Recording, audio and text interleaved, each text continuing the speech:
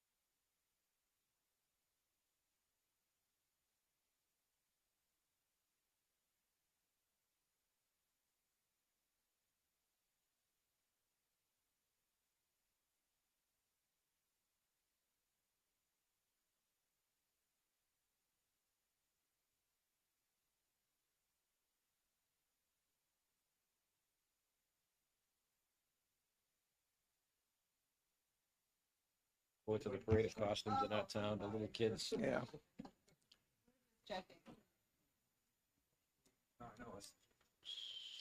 Representative Moulton is on her way. She said, yes, she's. Open a hearing on an amendment. And this is a little bit terra incognita for many of us.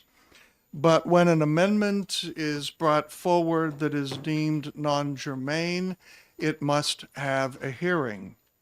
This is the hearing on Amendment 2351 on House Bill 185. Now, the reason for having a hearing is because it was posted in the calendar and because it puts non-germane language now into play. It will follow the rules of a hearing in that the proponent, the prime sponsor, will get a chance to say some things. We will call on anyone who, after you've heard what the sponsor says, still wishes to testify. So the chair recognizes Representative Ball to speak to Amendment 2351 on House Bill 185. Thank you, Chairman Pearson. House Bill 185 has come before this committee several times and with several different amendments. And at the last one, when we decided to retain it, we had identified, oh, do I need to go up there? I apologize.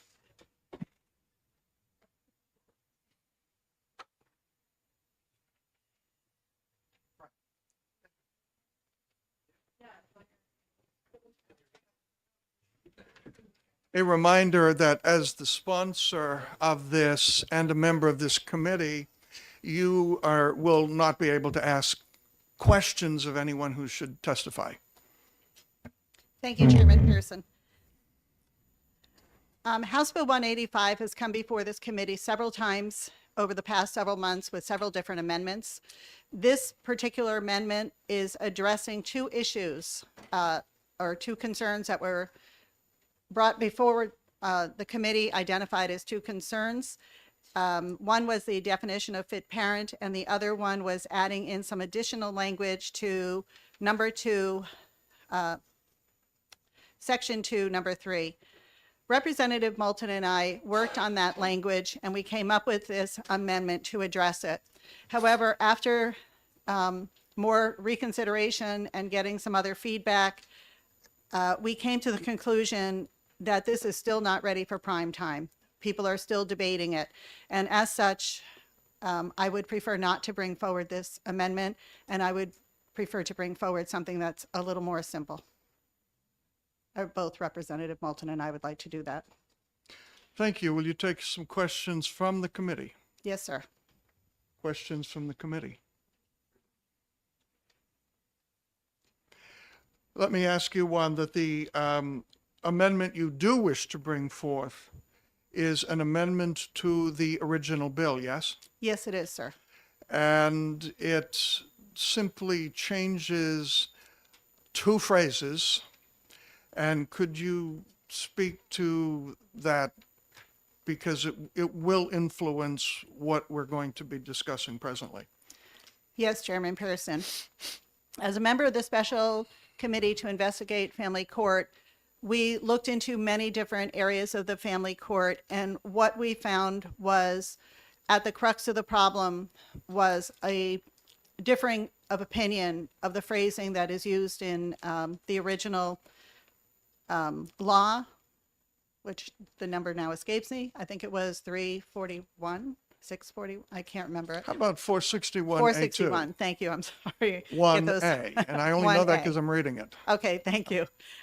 So what we found is that although we, and most people thought there was an idea that when parenting decisions were made, that it was being done relatively close to a 50-50 split, we found that not all judges were using that, and that seemed to be where we were recognizing that there was some concerns being brought forward.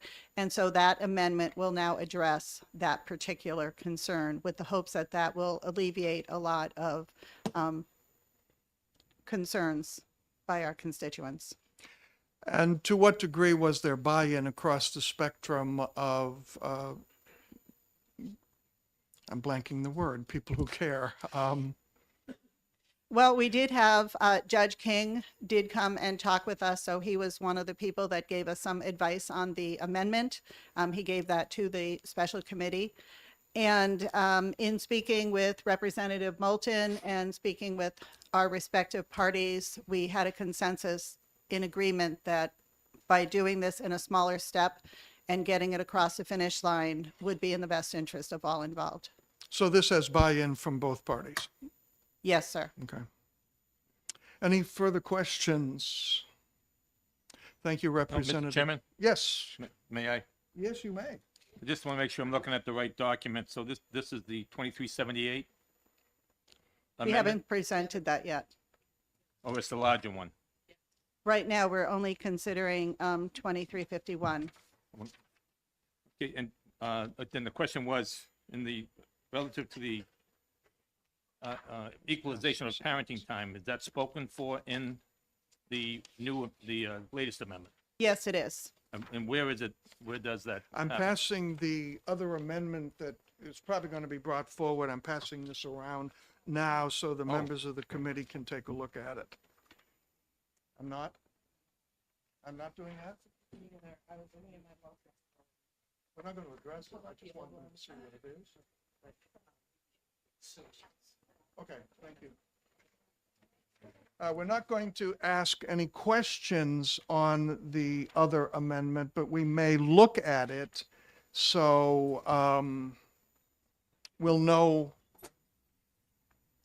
what Representatives Ball and Moulton are going to be bringing forward. That's all we're doing. We're not going to ask questions on it. I've been informed. Well, Mr. Chairman, just having received the amendment, this latest amendment, I wouldn't be prepared to move forward on any of this because I just received this and I was focusing on the amendment to.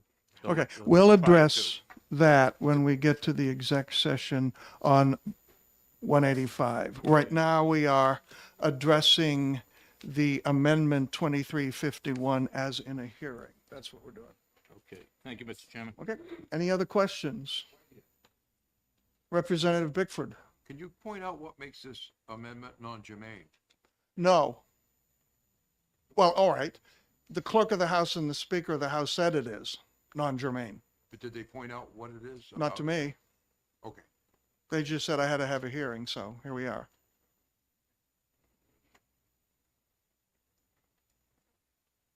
Any further questions of Representative Ball?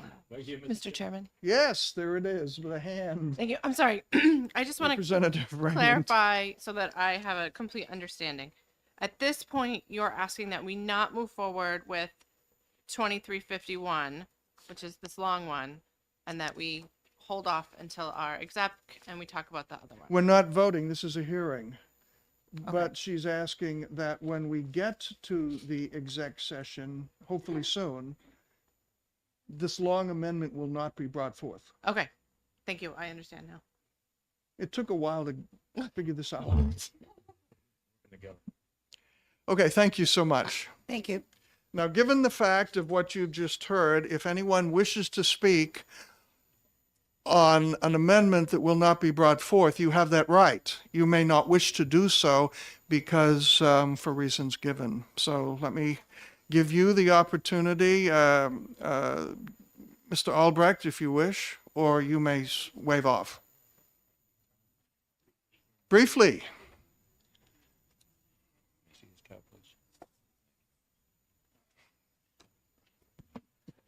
For the record, Mr. Chair, Dana Albrecht, you've heard me here many times.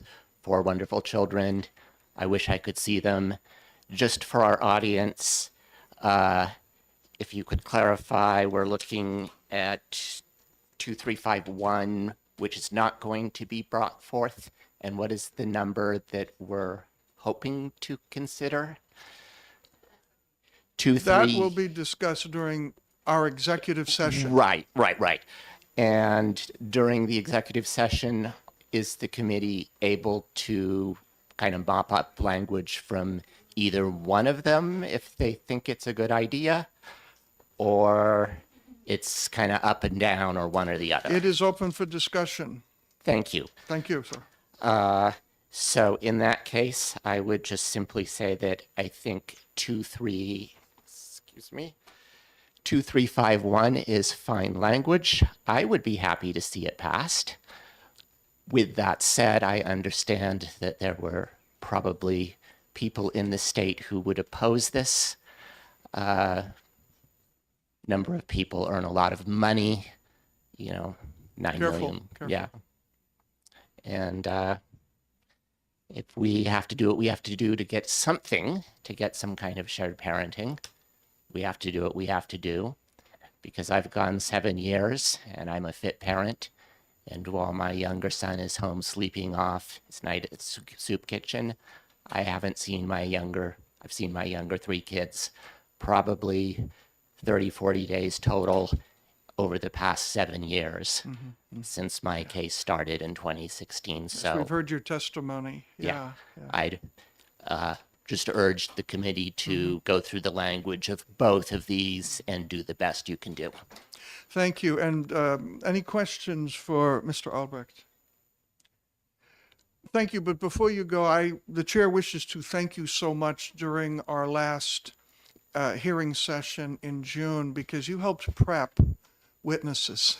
Oh, Because the credibility, even if we agree or disagree, the credibility of how they presented themselves was exactly what we wanted. And in part, that was because of your prepping some of them. So thank you so much. thank you very much. Chair recognizes Heather Desmond. You may testify or waive off, your choice.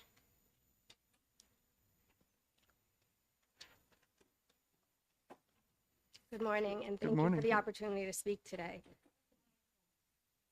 Yeah, you got to be real cozy with the mic. I appreciate the opportunity to speak today. As far as determining shared custody, with RSA 461A6 specifically requiring the best interest of the child to be taken into account when determining parental rights and responsibilities, how is that determined whether or not a parent is using these tactics, and who is it that investigates these claims? I have years of documented proof, which was something that Judge Hall couldn't be bothered to take a glance at. There should be some type of formal process for the petitioner that is constructed by a forensic professional who are well versed in the signs of parental alienation, where in turn the said professional can make a decision whether the accusations rise to the level of being heard by a judge. This process should allow evidence attachments. This would eliminate a judge's frustration in trying to navigate through the hearsay and the he said, she said. A judge would then have a non-biased opinion of a qualified professional as to any potential harm being done to the children by one parent's actions. I have quite a few other points that I think should be addressed. To start from my own experiences, some of these issues are referencing a judge's bias as to determining the custody situation. According to New Hampshire state law, the neutral case evaluation protocol, section 3, C and D, states ruling on motions or making orders. The evaluator shall not rule on any motions nor make any orders related to a case for which the evaluator will be, is, or has been the evaluator. Well, Judge Polly Hall did exactly this in my case. My question here is, do we currently have a governing body appointed to oversee this and ensure that the judicial code of ethics is being upheld? And May I interrupt you to answer that question? This is the chair speaking sorry. over here. Sorry. That's okay. I also chair the special committee on the Family Division of Circuit Court, and we have been having an awful lot of conversation with administrative judges on evaluations and supervisions, which is being done, but in the opinion of some of us, could be done more. And when there is a particular judge about whom there's a numbers of concerns, everybody has a bad day, or every judge can have somebody who totally misunderstands what's going on. But when there's numbers of concerns of the same sort, going forward, we believe the judiciary will take considerably more notice than they have been. This is where we've been moving in special court. So I think there is some answer to your concern. You're going to be happy, I think, or at least somewhat. Yeah, I mean, I watched the last meeting on September 12th, I believe it was, where they were stating the judges are making decisions based on what they consider facts, which oftentimes are not the case. It's simply details that were documented incorrectly. Whether they're later corrected or not, they remain facts that are strongly guide future rulings. And again, in my case, these facts were obtained during a neutral case evaluation where, again, protocol specifically states that no other fact carried over to the hearing and future appearances and presented to the presiding judge aside from participants, date, and whether or not they came to a resolution. Judge Hall was present and knew all the details that were later understood to be fact, and it determined all of our future hearings. I have a few other points of contention. You have this in written testimony to us, do you? Yes. Okay, good. Since, as I said, we will not be bringing this amendment up. Nevertheless, what you are offering, I think, is very helpful, both to this committee and also to the special committee. So if we could have your written testimony, believe me, we will study it in this committee going forward on this kind of issue, and we'll definitely be looking at it in the special committee. So Thank you so much. for detailing this. But you do not need to read all the rest of it. If you've made a good impression on me, I don't know about the rest of them, but if you could give to Representative Bickford your copies when we're finished, and would you take questions? Sure. Absolutely. Any questions?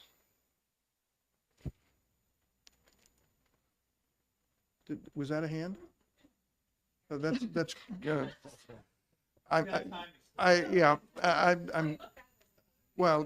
needless to say, I'm jealous. Thank you. So thank you. Thank you for so coming. much. If you would make sure that we all get a copy of this would be very good. Chair recognizes Representative Post, asked to speak for 2 minutes. You may testify if you wish or wave off. All right. That's good stuff.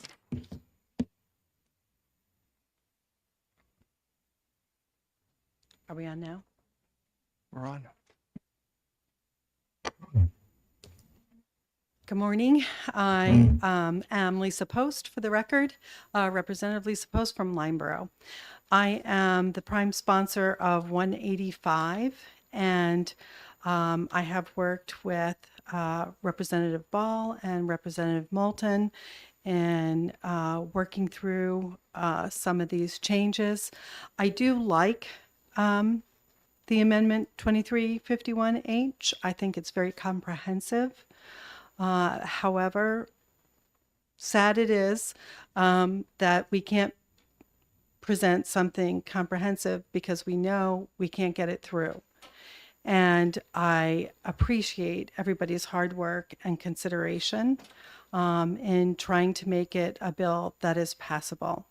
So while I do like this bill, I will be happy to be in the executive committee and hopefully have a bill that can pass. So thank you very much. Thank you. Politics is the art of the possible, unfortunately sometimes, but thank you, Representative.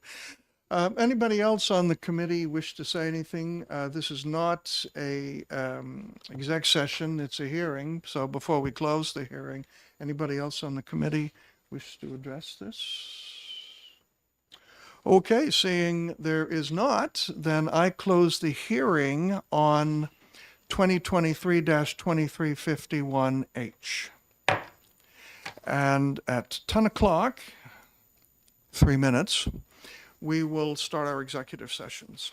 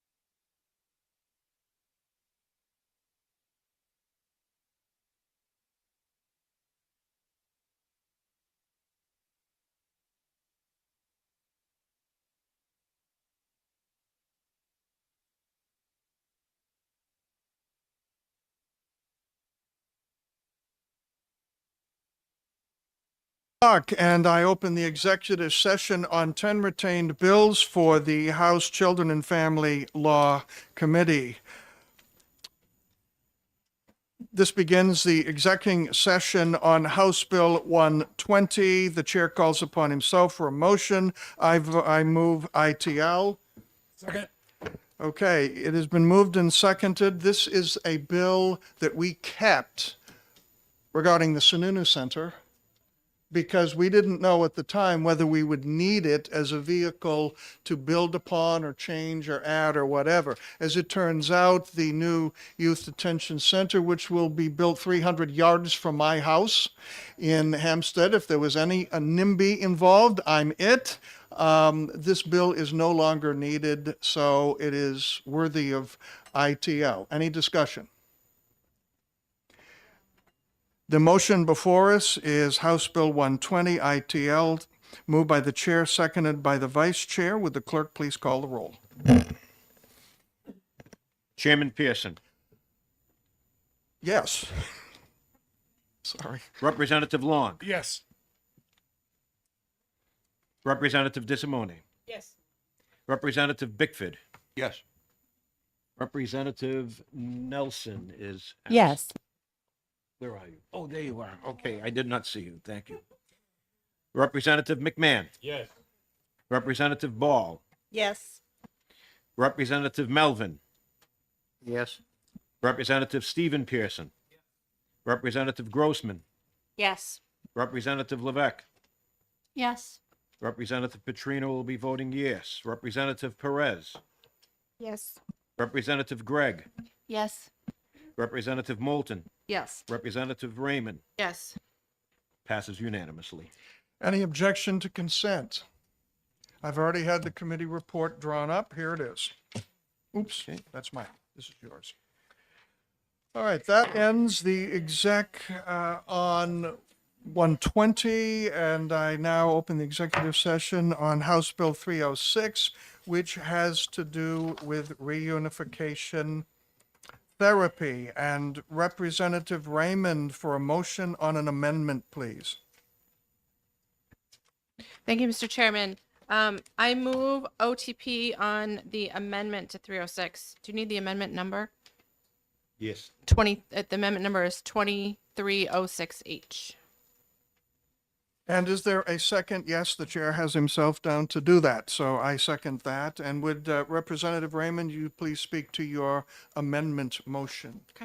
Thank you. So this bill, initially working with the sponsor, the intention was to protect both parents and children going through custody cases by making sure that judges are giving consideration towards picking mental health counselors who are covered by the parents' health insurance. So we're not having these out-of-network providers ordered and parents having thousands of dollars in bills that they can't afford.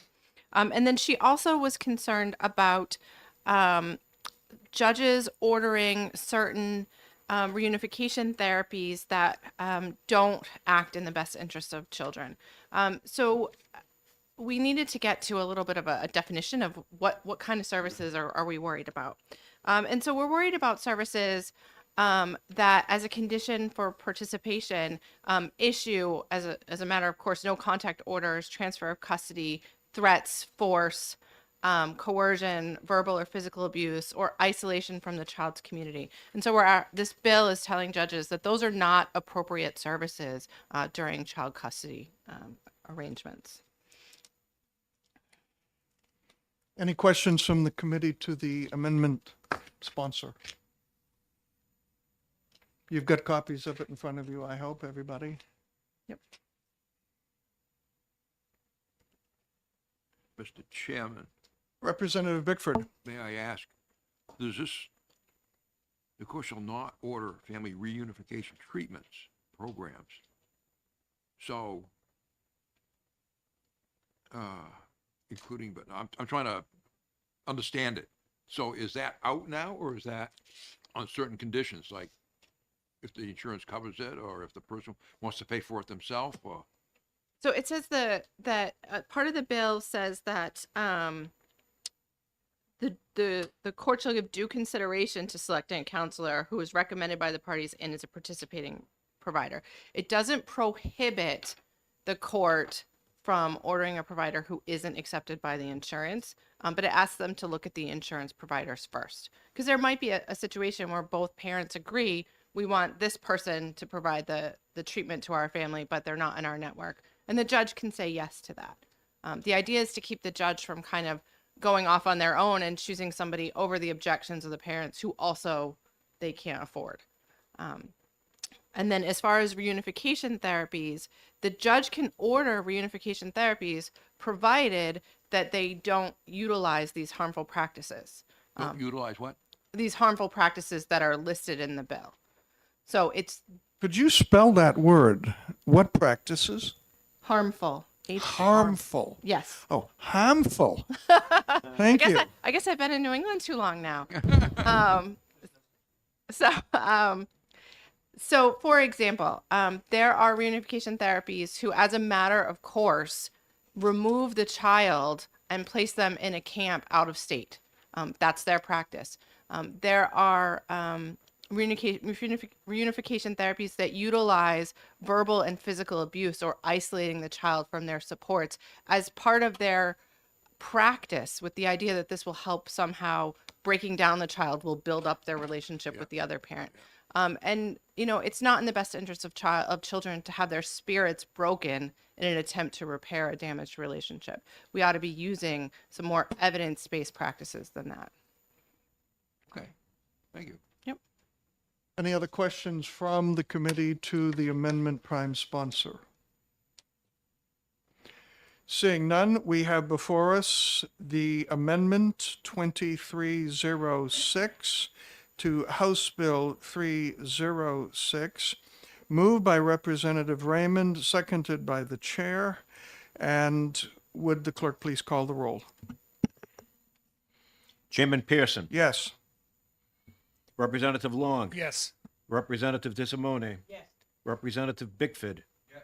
Representative Nelson. Yes. Representative McMahon. Yes. Representative Ball. Yes. Representative Melvin. Yes. Representative Stephen Pearson. Yes. Representative Grossman. Yes. Representative Levesque. Yes. Representative Petrino will be voting yes. Representative Perez. Yes. Representative Gregg. Yes. Representative Moulton. Yes. Representative Raymond. Yes. Unanimously passes 16-0.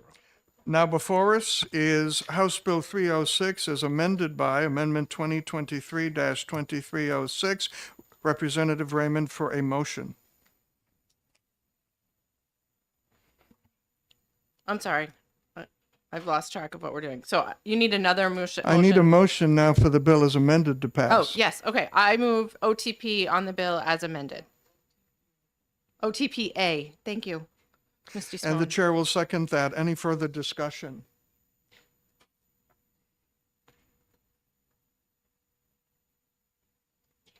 Seeing none, the clerk please call the roll. Representative Chairman Pearson. Yes. Representative Long. Yes. Representative DeSimone. Yes. Representative Bickford. Yes. Representative Nelson. Yes. Representative McMahon. Yes. Representative Ball. Yes. Representative Melvin. Yes. Representative Stephen Pearson. Yes. Representative Grossman. Yes. Representative Levesque. Yes. Representative Petrino will be voting yes. Representative Perez. Yes. Representative Gregg. Yes. Representative Moulton. Yes. Representative Raymond. Yes. Unanimously passes 16-0. Any objection to consent? Representative Raymond, please get the committee report to the clerk. That ends the exec session on House Bill 306, and I went a little bit out of order because I put the file in the wrong place. Coming around is that wonderful testimony that we heard just a few minutes ago. That's what got me on. And everything is good on it, except I don't see the person's name who submitted it. Is it at the top? Yeah. Oh, sure it is. Good. Thank you so much, Ms. Desmond.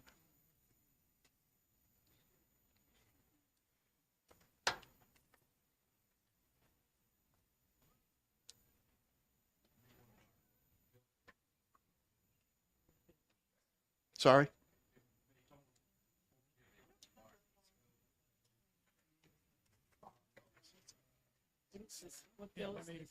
This was on 185, correct? This is testimony on the amendment to 185.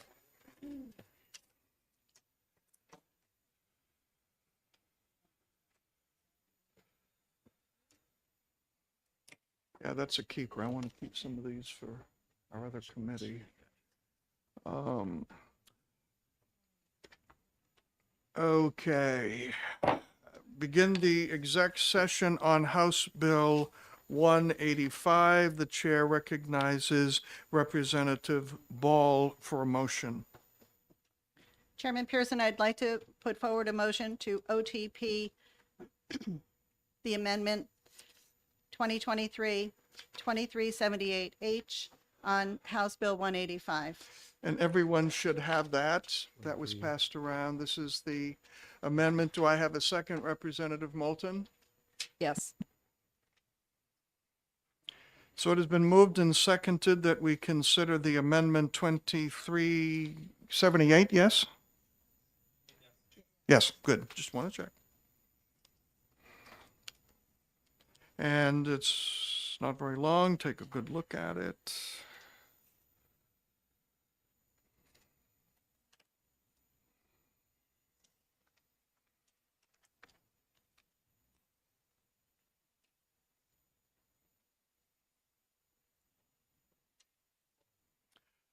Representative Ball, please speak to the motion on the amendment. This motion goes back to the very beginning of the House Bill 185, and it simply changes two sections of the RSA 461. It will replace the words frequent and continuing contact with approximately equal parenting time in two sections. And why is that a good RSA idea? 461.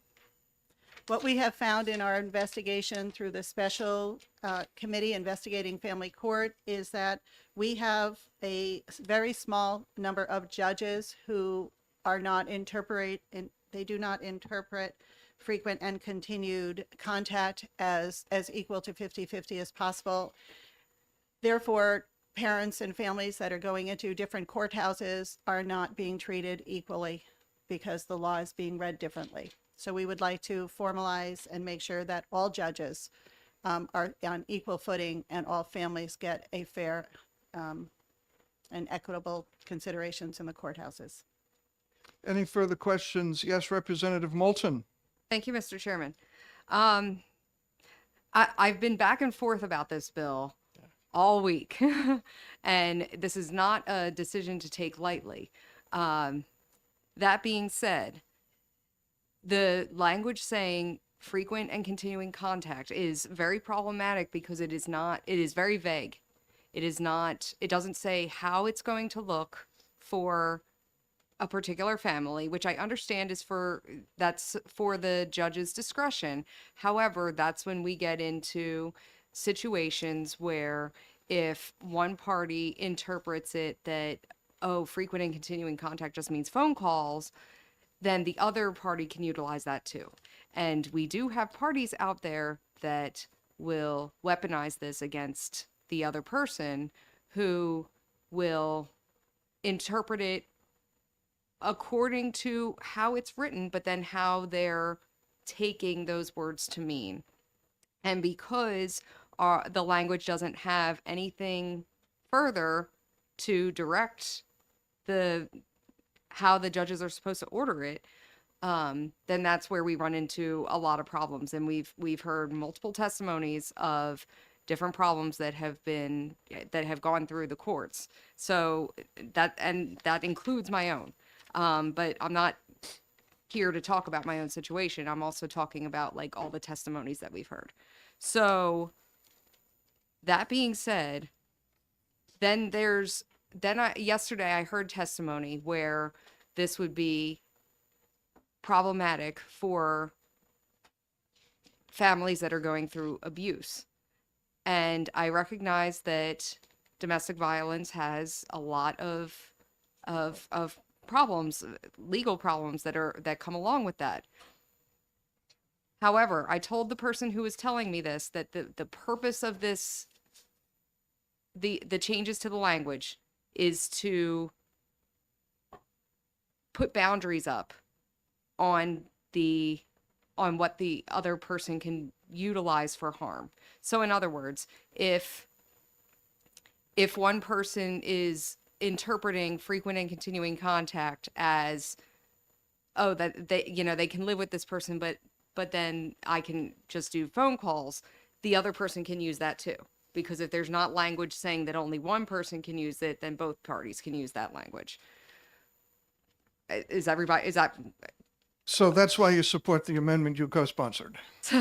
so? Just hang on. But then, That's hang on, Mr. Chairman. hang on, Mr. Chairman. Did you work all night last night? No, I didn't. This is 'cause me in my you're- natural I'm form. going to say you're very coherent, and that's always good.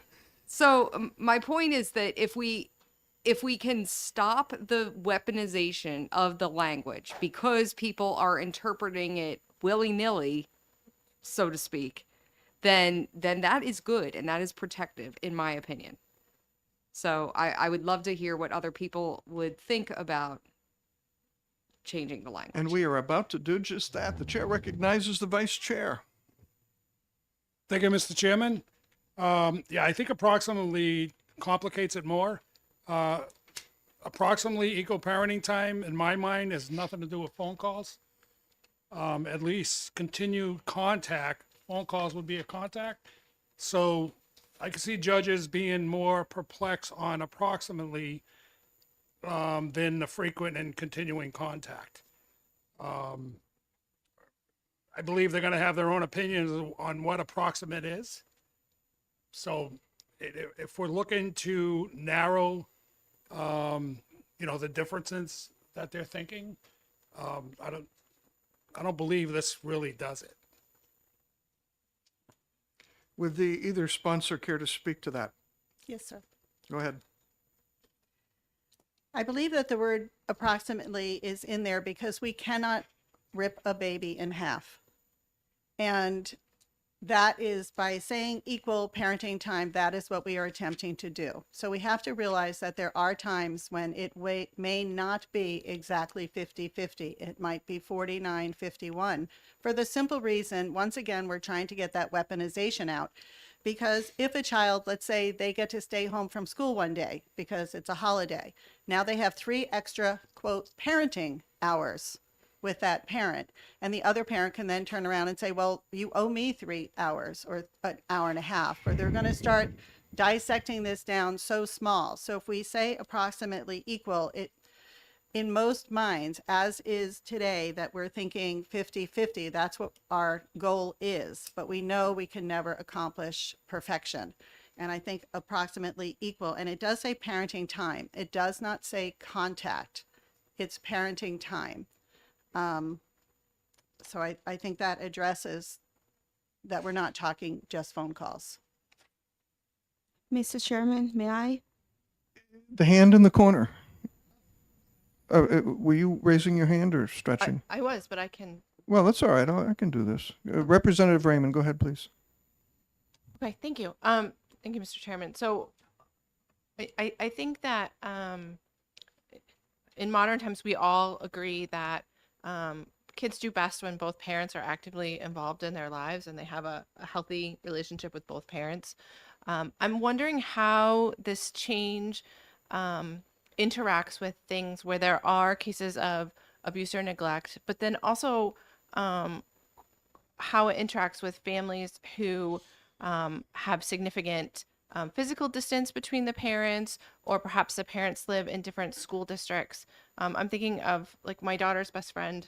Her parents are divorced, and for a while it was 50-50, but now that they are entering into high school, like the 50-50 is not working for their family because of the number of activities and stuff. Both loving, wonderful parents.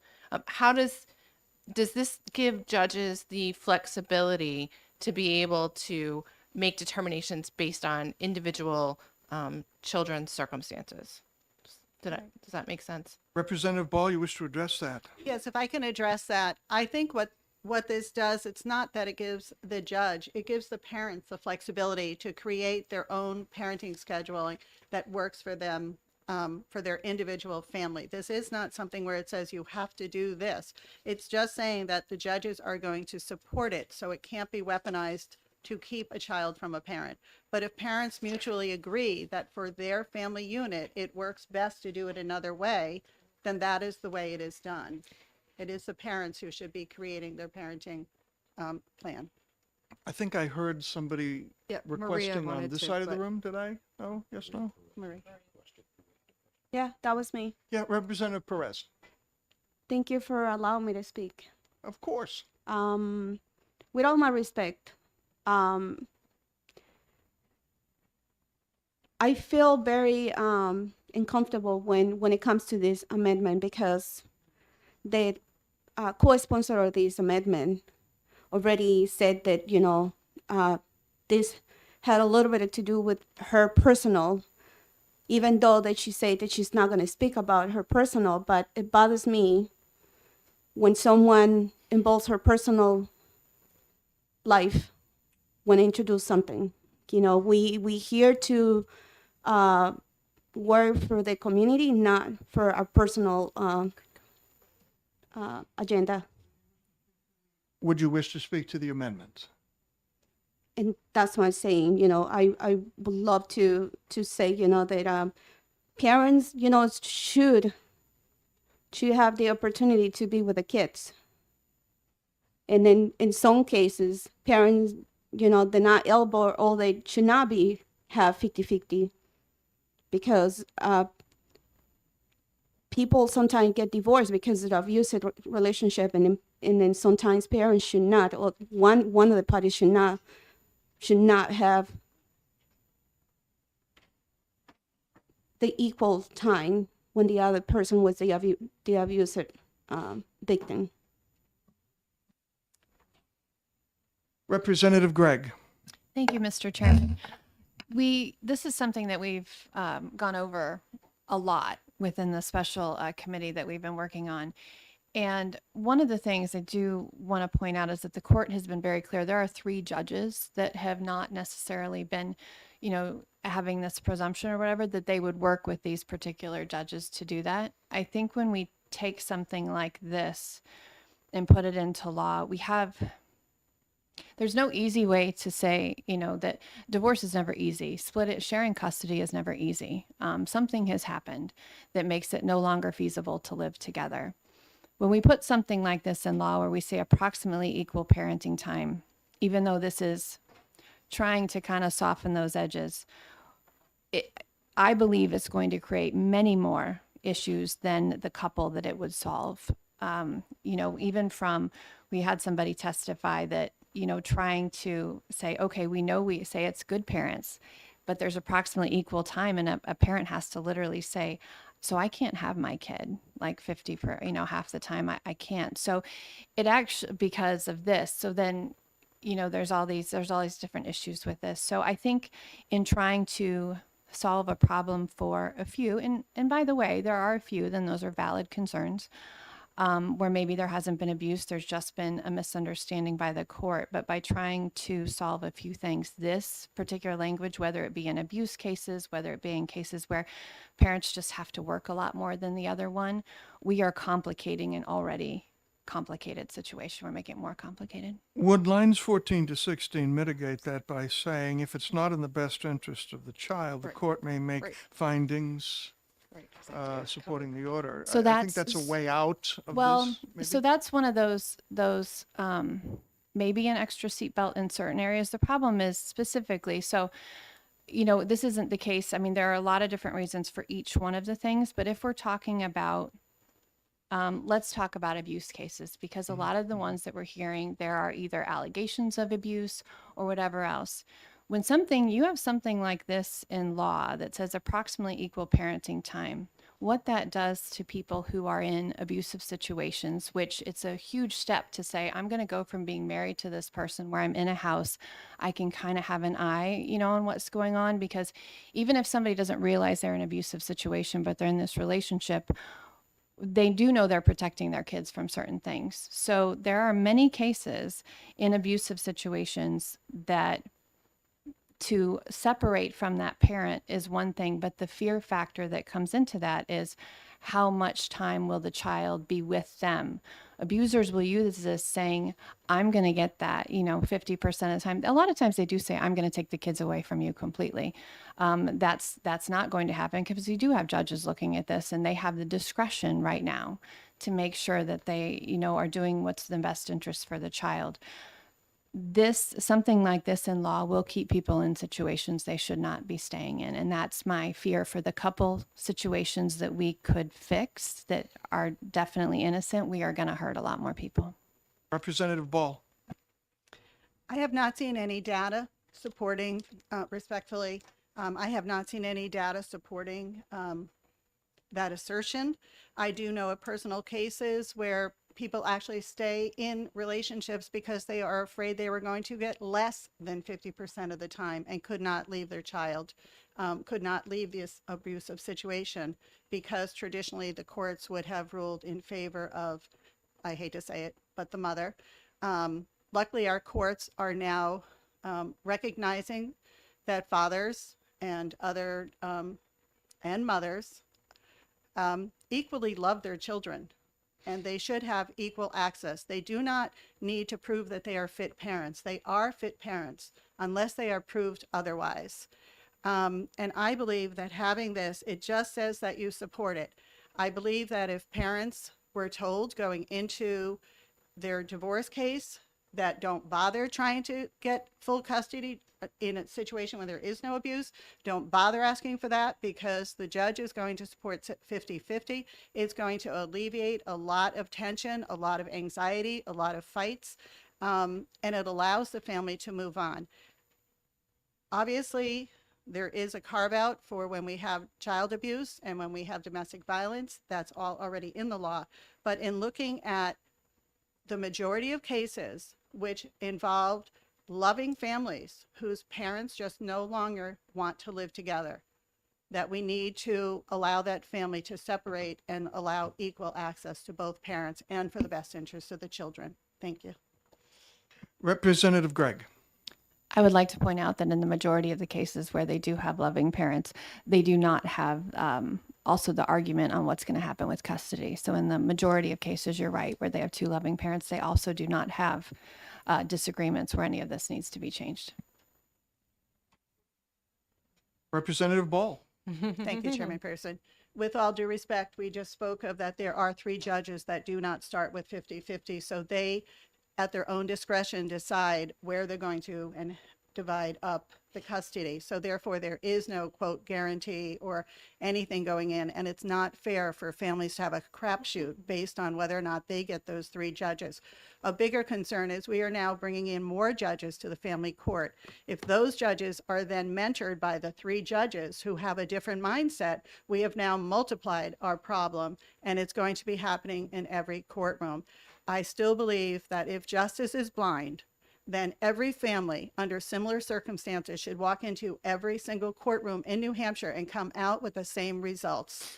There shouldn't be a crapshoot for parents. And oftentimes that's what I'm hearing from my constituents is, oh my God, I don't know which judge I'm going to get. And they're being told by their attorneys, or if they're working pro se, it's all going to matter what judge you happen to get. And that's just not fairness. It's not justice. Anyone else wish to Yes. speak on this? Representative Moulton. Representative Ball, thank you, Mr. Chairman. Representative Ball hit a lot of the points, but we're just not seeing that there's already a lot of complications for if someone's going to leave an abusive situation, whether it's financial or, the fear aspect or, the violence. Those already exist.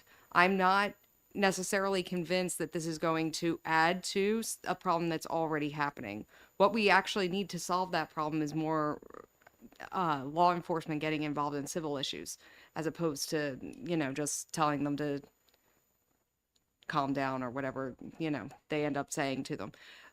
Also, I'm not legislating based on my personal situation. Thank you. Representative Bickford. Thank you, Mr. Chair. Well, 20 years ago, there was a fellow named Ulf Dunberger that came here and told us about Sweden. He came from Sweden. And he says, I can't believe we're even talking about this. He says, we automatically do do equality in Sweden. 20 years, that was before 20 years ago. They did it there. And I filed a bill. It was called HB 529 in 2005. Very, very similar to this. Started off with approximately or equal time. That should be the goalpost. And we went through 5 amendments. I think it was 5 anyway. And Representative Walls, I don't know if anybody knows Representative Walls anymore. She wasn't here that long ago. I think she chaired this committee for a while. Okay. And so she came up with a bill that said comparable. That was the word she used. It went to the Senate. It passed 14-0 from this committee. And when it went to the Senate, it changed it, which disappointed me. Senator Foster and I worked on it together, but they had ended up changing it to the court may do comparable. And so we ended up going to committee conference, and I was one of those that it killed it. But I know one of the senators came to me and he says, but at least you're getting some language in there to get started with. And that's where we are again today, 20 years later. I'm willing to pass this just to get started again, anything. Thank you. Representative Gregg.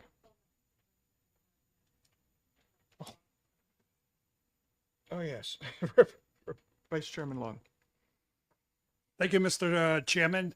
I get coming quickly, but to think that the word approximately is not going to get us the same people coming with the same issues is not a fact. I mean, in my opinion, the crapshoot is still approximately.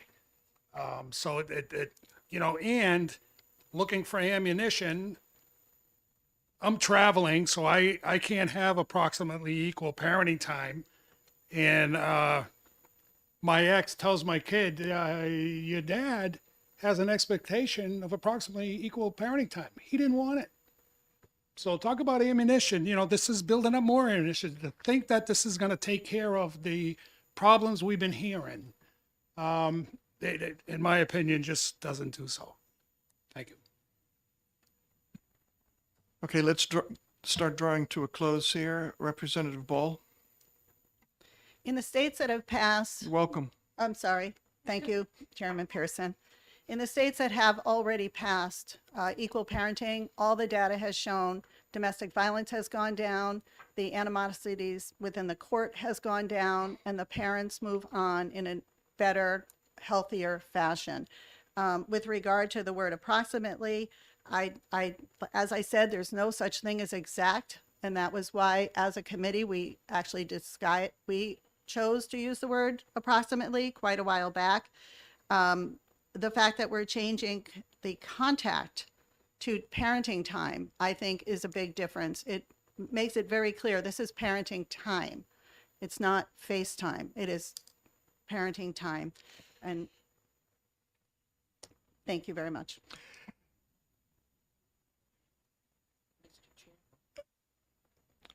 Anybody who really hasn't wants to bring up a point that really hasn't been brought up. Otherwise, we're just repeating. Anyone? What? Oh, Representative DeSimone. Thank you, Mr. Chairman.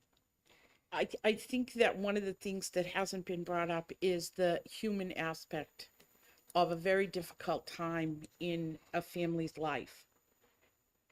Approximate is the best we do, unless you specifically split the child or the calendar exactly 50-50.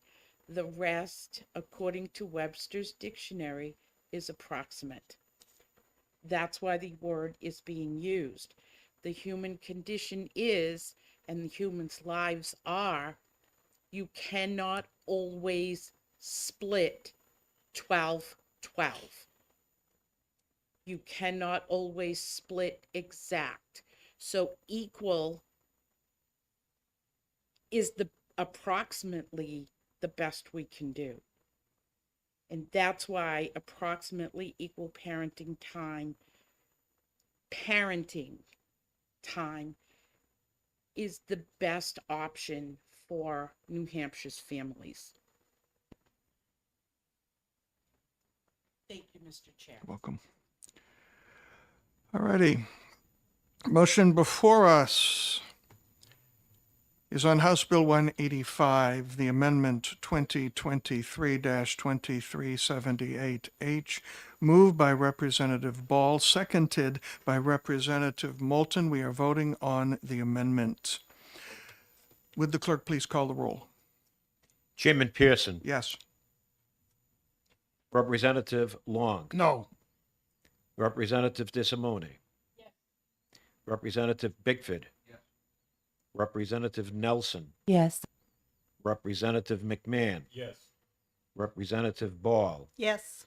Representative Melvin. Yes. Representative Pearson. Yes.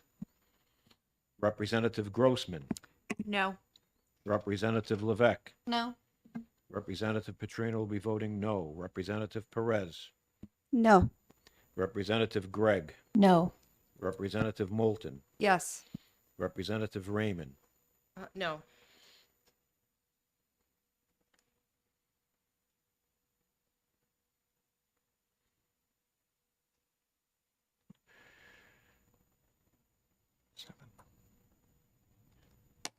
Nine to seven. 9-7 in favor. The chair will entertain a motion from Representative Ball. Thank you, Chairman Pearson. I make a motion that we pass House Bill 185 amended By amendment, by Number. Amendment 2023-2378H. I'll second. right? Well, I'd like a Democrat if I could. There is Sure. one interested, and are you still Sounds like interested? a good deal. I'm sorry? I'll rescind my second and hand it over to my friend. Representative Simone may second it. It's fine. It doesn't matter. Okay. Make sure you're generous at candy tonight, okay? You came in, you didn't I get like from the- Snickers. Oh, you're taken care of? Good, all right. We want 50 here on this candy. The motion before us, House Bill 185, amended by Amendment 2023-2378H, moved by Representative Ball, seconded by Representative DeSimone. Would the clerk please call the roll on the bill as amended? Chairman Pearson. Yes. Representative Long. No. Representative DeSimone. Representative Bickford. Representative Nelson. Yes. Representative McMahon. Yes. Representative Ball. Yes. Representative Melvin. Yes. Representative Stephen Pearson. Yes. Representative Grossman. No. Representative Levesque. No. Representative Petrino will be voting no. Representative Perez. No. Representative Gregg. No. Representative Moulton. Yes. Representative Raymond. No. 9-7. 9-7, the motion passes. And would Representative Ball please write out the committee report for the clerk? Somebody want to do a minority report? Would somebody like to do a minority report? Yeah, I'll do the minority report. Thank you very much. Okay.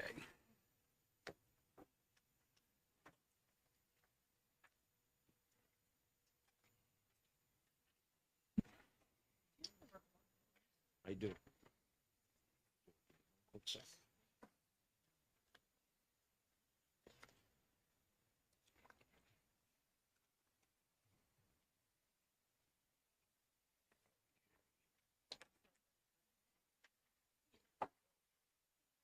Welcome. Please pass this down to the vice chair. To the vice chair.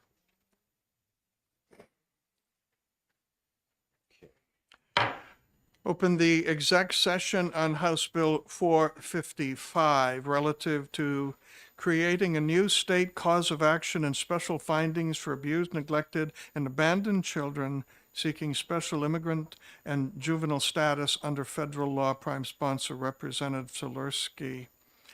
The prime sponsor had requested the committee ITL this. Representative Gregg for a motion, I make a motion that we ITL. and Representative Bickford for a second. All right, discussion. Go ahead. Based on the prime sponsor, and kind of, I think this had the best intentions whenever they first filed it. But as far as with what's going on federally with the laws and stuff, this is just not, it could be making more problems, but it's not meeting what it was supposed to meet. So I fully support recommending that we ITL this. Any further discussion? Having been here a little while, good things with good motivation start out, and along the way we learn things. And I know once I asked a bill I put in, please ITL it. They were very happy to do so. So I'm sure this subject will come back, and it needs to, I think. Any further discussion? Motion before us is to ITL House Bill 455. Motion made by Representative Gregg and seconded by Representative Bickford. Would the clerk please call the roll? Chairman Pearson, Yes. Representative Long, Yes. Representative DeSimone. Yes. Representative Bickford. Yes. Representative Nelson. Yes. Representative McMahon. Yes. Representative Ball. Yes. Representative Melvin. Yes. Representative Stephen Pearson. Yes. Representative Grossman. Yes. Representative Levesque. Yes. Representative Petrino will be voting yes. Representative Perez.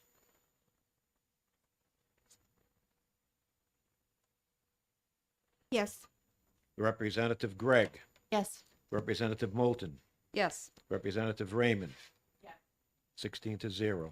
Any objections to consent? Representative Gregg, please fill out the paperwork. Concludes the exec session on House Bill 455, and now the chair opens an exec session on 471, an act relative to final disposition hearings in divorce proceedings. The chair makes the motion of ITL. You were down. Right, I'll second. And the vice chair seconds it. We can understand why people want closure in a divorce case. It's emotional. People want to get on with their lives. They would like to put in their calendar the date of the final disposition. But to demand a final hearing be scheduled at the time temporary orders in a divorce proceeding are issued is not really realistic. First of all, every case has its own issues. And being early in a case, we may not know how long the proceedings will take. We hear from some the demand that the court accept every piece of evidence proffered. Yet we also hear from people that some parties keep things churning by demanding more, which is more likely to happen if the court accepts each piece of evidence offered. How can you plan a terminal date if that kicks in? Sometimes emergencies come up in court, an emergency hearing on something that is extremely urgent, and by protocol everywhere, that bumps everything else down, and that may mean your final disposition date will not be held, even if everything else is going smoothly. Also, the bill to me seems to be a bit contradictory to itself.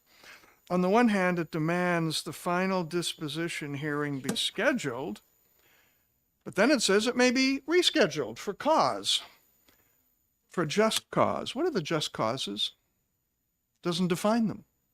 It could mean any judge who has a cause believes that judge to be just. I don't think judges believe themselves to be unjust. So who determines, and what is the determination? And finally, though the new budget is funded 6 more circuit court judges, it's still not enough to move things at a reasonable pace. We know that. A lot of the testimony that we heard was that those 6 new judges are going to help somewhat, but the outside study committee determined there needed to be at least 20 new ones. We've made a good start. We're hoping more will be funded in the next budget, but we have gotten 6. And things are moving slowly because there's too many things to move. As chairman of the Special Committee on the Family Division of the Circuit Court, I've had several conversations with the Honorable David King, Chief Administrative Judge of the Circuit Court. They agree that there are some judges who may have a weak spot here and there. Judges will be helped along in such areas, and if it seems a judge or two is in need of some continuing education in the matter of better scheduling, I have sensed in my private as well as public hearing contact with the judges, they will be looking more at judges who seem to be outliers in terms of how they handle this or that. So that if there is a judge that really doesn't seem to quite know how to work a schedule, there will be some help provided, continuing education. So for all of those reasons, while certainly people would like to have a date, I am moving this bill in expedient to legislate. Anyone else?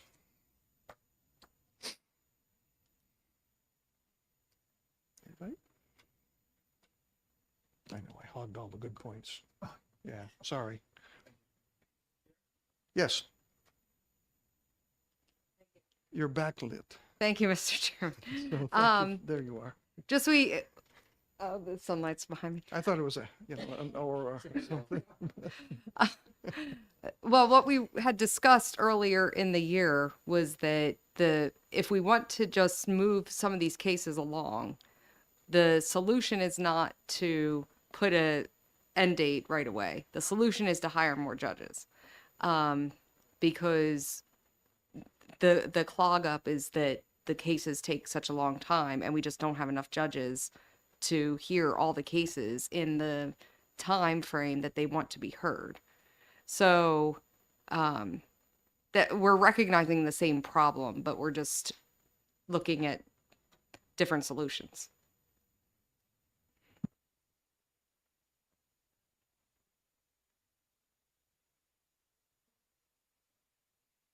Seeing no further discussion, the action before us is House Bill 471. The motion is inexpedient to legislate, moved by the chair and seconded by the vice chair. Would the clerk please call the roll? Chairman Pearson, Yes. Representative Long, Yes. Representative Disarmoni, Yes. Representative Bickford. Yes. Representative Nelson. Yes. Representative McMahon. Yes. Representative Ball. Yes. Representative Melvin. Yes. Representative Stephen Pearson. Yes. Representative Grossman. Yes. Representative Levesque. Yes. Representative Petrino will be voting yes. Representative Perez. Yes. Representative Gregg. Yes. Representative Moulton. Yes. Representative Raymond. Yes. 16-0. Any objection to consent? Seeing none, on to consent. I think I've given you my committee report. I'll be happy to transcribe it onto the form and sign it if you wish. Sends the executive session on 471.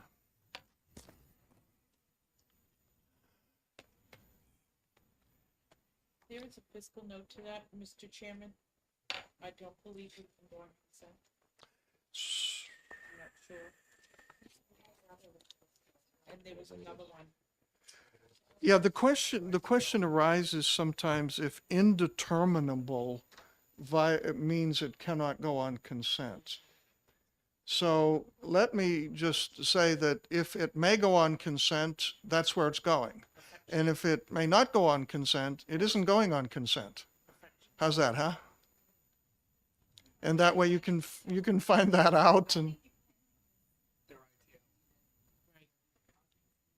Ah, because it's ITL. Aha. This is a continuing ed moment here. What's that? How does it feel to be perfect? I don't know. If I ever get there, I'll let you know. Approximately. But not equally. Okay, where are we? We just did that one. All right, so, Mr. Chairman, it's me. yes, hi, you. Hi. Hi. Thank you for allowing me to speak. With all my respect, I have a lot of respect for you, and with all the respect, I just want to mention something that bothers me. Early today, I raised my hand to speak, and I was ignored. No, you And were this not is- seen. This is not the first time that it happened. I just want to mention that, with all my respect, I have the right to speak. And then this is not the first time. And then you ignore and then you ask who was raising their hand to speak when my hands was and then my microphone was on. Like I say, with all my respect, I would love to have the same respect back to me when I asked to be able to ask a question or speak. I'm going to go out on a limb and wonder if, when I don't see Representative Raymond, I am treating her with disrespect, or, like you this morning, I didn't see it. And you were called upon. And you will be called upon. You may not be called upon next. I may miss a hand or a voice here or there, but you will be called upon. Opening the exec session on House Bill 475, requiring rules of any and all evidence to be accepted in family court which the respondent believes will be favorable to his or her case. The chair is offering as an amendment 2324, and I'm passing that around. 3, 4, 5, 6, 7. I think that's enough. I got a few more if it's not.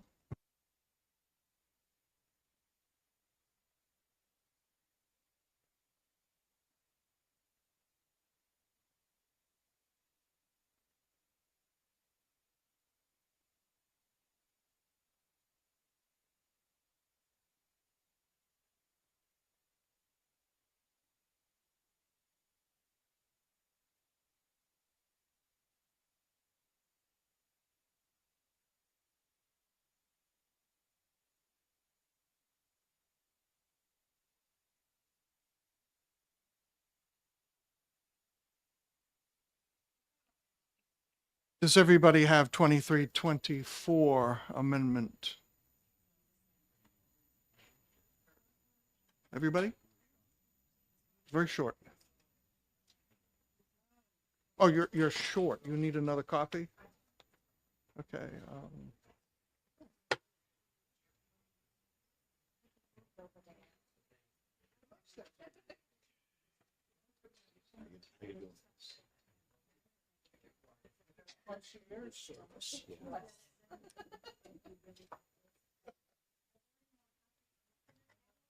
No.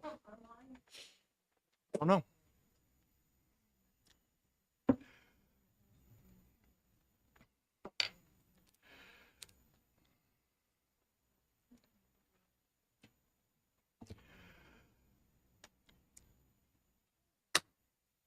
It just passed out Amendment 2324. The chair moves it, and do I have a second on that? Second, Representative Long, thank you. Let me speak to this amendment.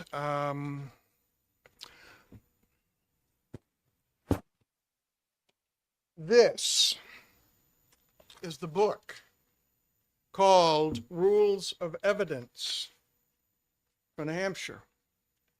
It looks tattered and torn and so on, not because I bought it in a used bookstore. but because I've read it 4 times, with the footnotes, with the subheadings, with the references to those law books over there. And the original bill, 475, states that the right to present evidence shall not be limited by anyone in charge or even limited by the rules of evidence. Does the sponsor really mean that? A trial could go on and on and on because the judge would not have the power to stop someone from keeping on admitting evidence forever. Whereas the rules of evidence give encouragement to the judge to say this proffered piece of evidence does not enhance the case. It's just repetitive. It's being done to churn things. Also, if there are no rules in place guiding the judges, then something probative may be outshone by something that is harmful to the character in general of the person in question. Well, that was the original bill. Then there are people who wish it to go into the opposite direction. And if you've followed the paper trail on rules of evidence, that's bills that have come before us, there needs to be some kind of discretion on the part of the judge. And the rules of evidence in New Hampshire are not mandatory in civil court. If you've been watching Law and Order for 21 years like I have, you will realize that that's criminal court. If you've been watching Night Court, as I have been, it has got nothing to do with courts. The rules of evidence are guidance, and judges are given some broad discretion. The question keeps arising, how much discretion does this particular judge use? And once again, through the Special Committee on the Family Division of the Circuit Court, I believe we have some good interest on the part of the administrative judges that if there's a judge that seems to be way too permissive in letting things in, and some people object to that, or a judge that's way too restrictive to letting proffered evidence in, and we have some of that. If somebody's really an outlier, this needs to come more before the attention of the Justice Department's administration, where again, continuing education bring us back into a good place. And I think that one of the ways that objective observers might see where is a judge that is too far one way or the other is by the amendment that I'm suggesting. The amendment simply replaces the bill by saying, if the court admits evidence or testimony over the objection of one of the parties,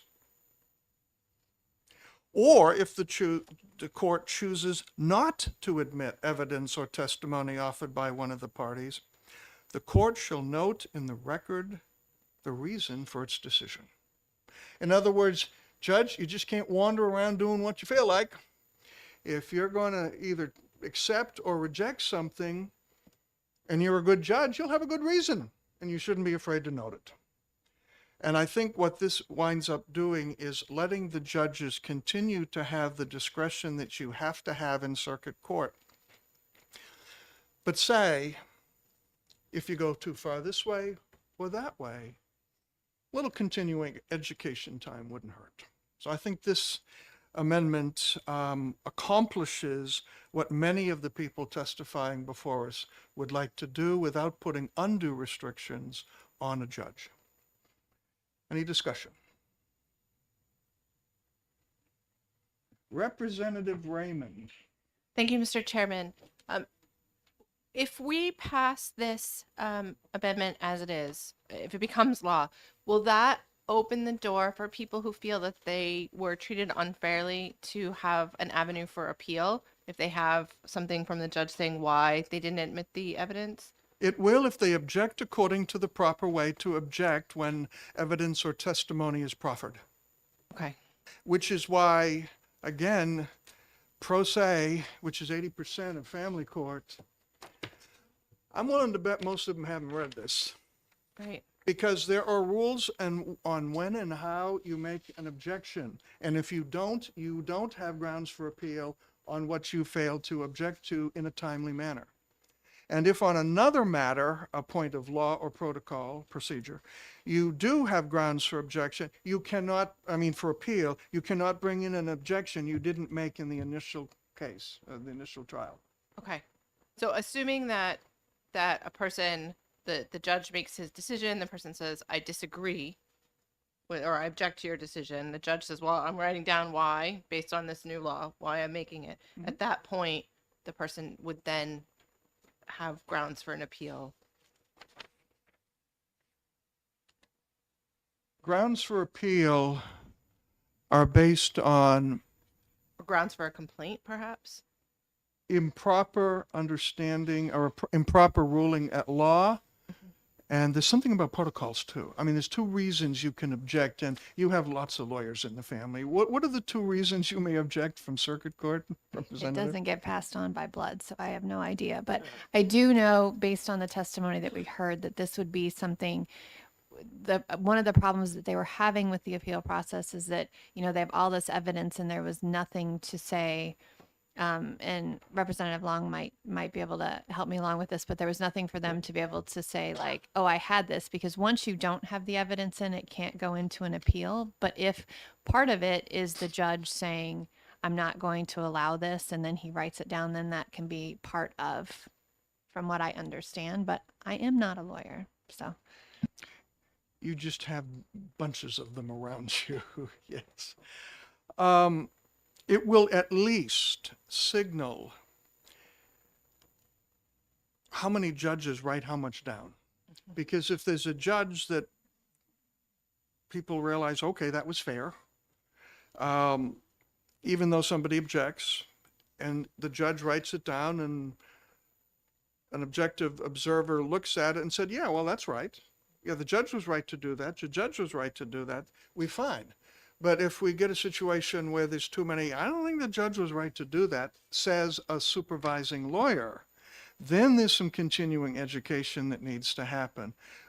We're not opening the floodgates. This is kind of a way to say you can object to one way or the other. You have to give the reason. If you object, you have to give a reason. Not just, it's hurting my case, not just I don't like it, but why would this piece of evidence be inadmissible? Then you can argue probative is lesser than attacking another party. You could argue that the piece of evidence proffered does not enhance the case. There are numbers of reasons, and that's how this has to be based on, is those reasons, and it has to be noted. Representative Gregg. And I think one of the things, thank you, Chairman Pearson. One of the things that we talked about over and over, that we heard about over and over in the special committee, which it's hard to always remember what we talked about in there and what we talked about in here, but that we were hearing a lot is that there was an overarching thing that people weren't being heard, that they felt like they, especially our pro se litigants, that they felt like they didn't. So this, we do not want to bog down the judges either, but for whatever reason, they're not allowing stuff in, or they're thinking it, they have something. So just to write down so that people have a true understanding, so they at least know they were heard.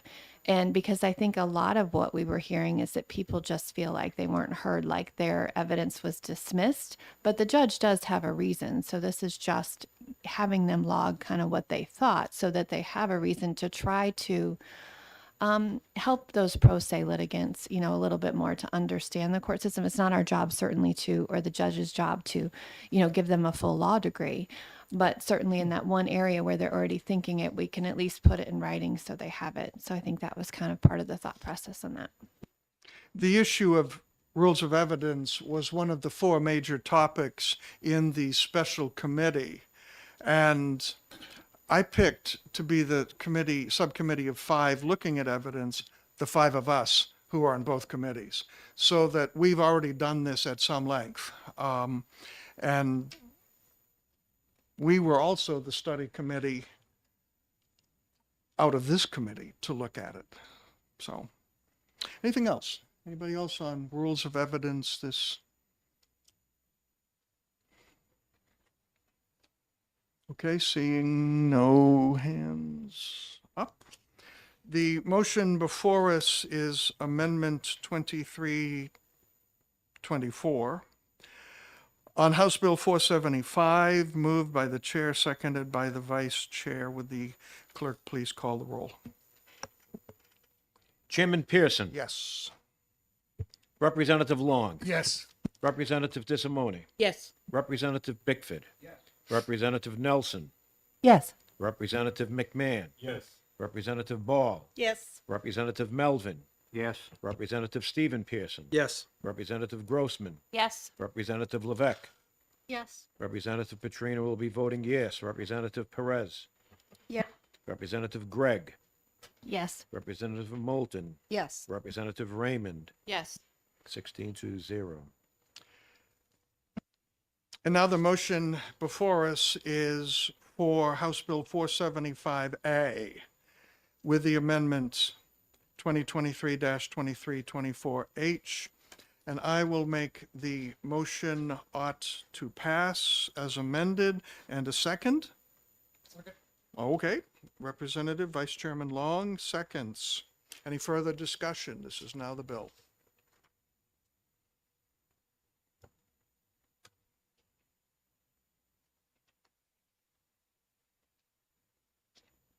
Seeing no further discussion, when the clerk is ready, please call the roll.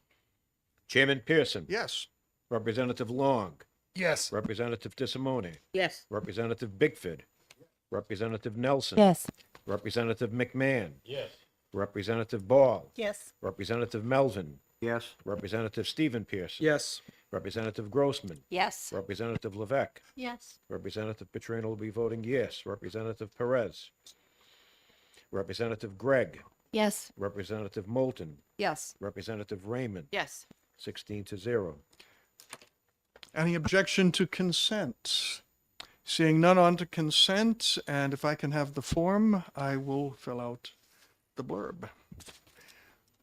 This concludes the exec session on House Bill 475. Thank you.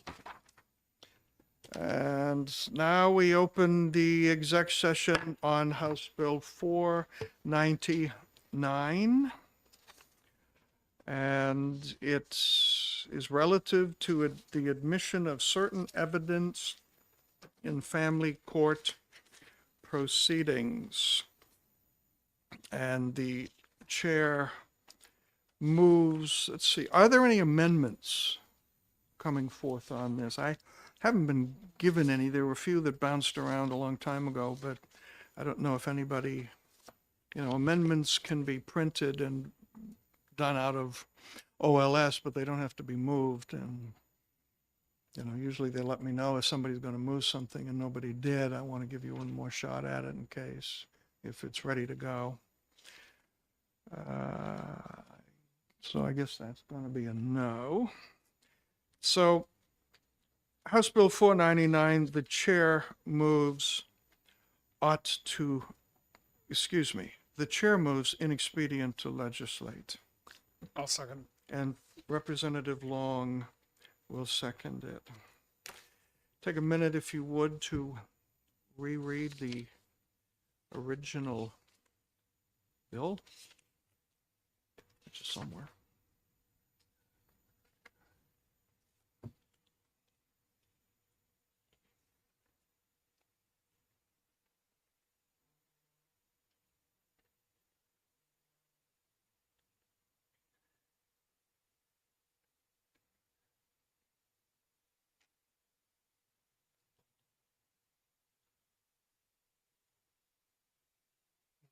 Okay.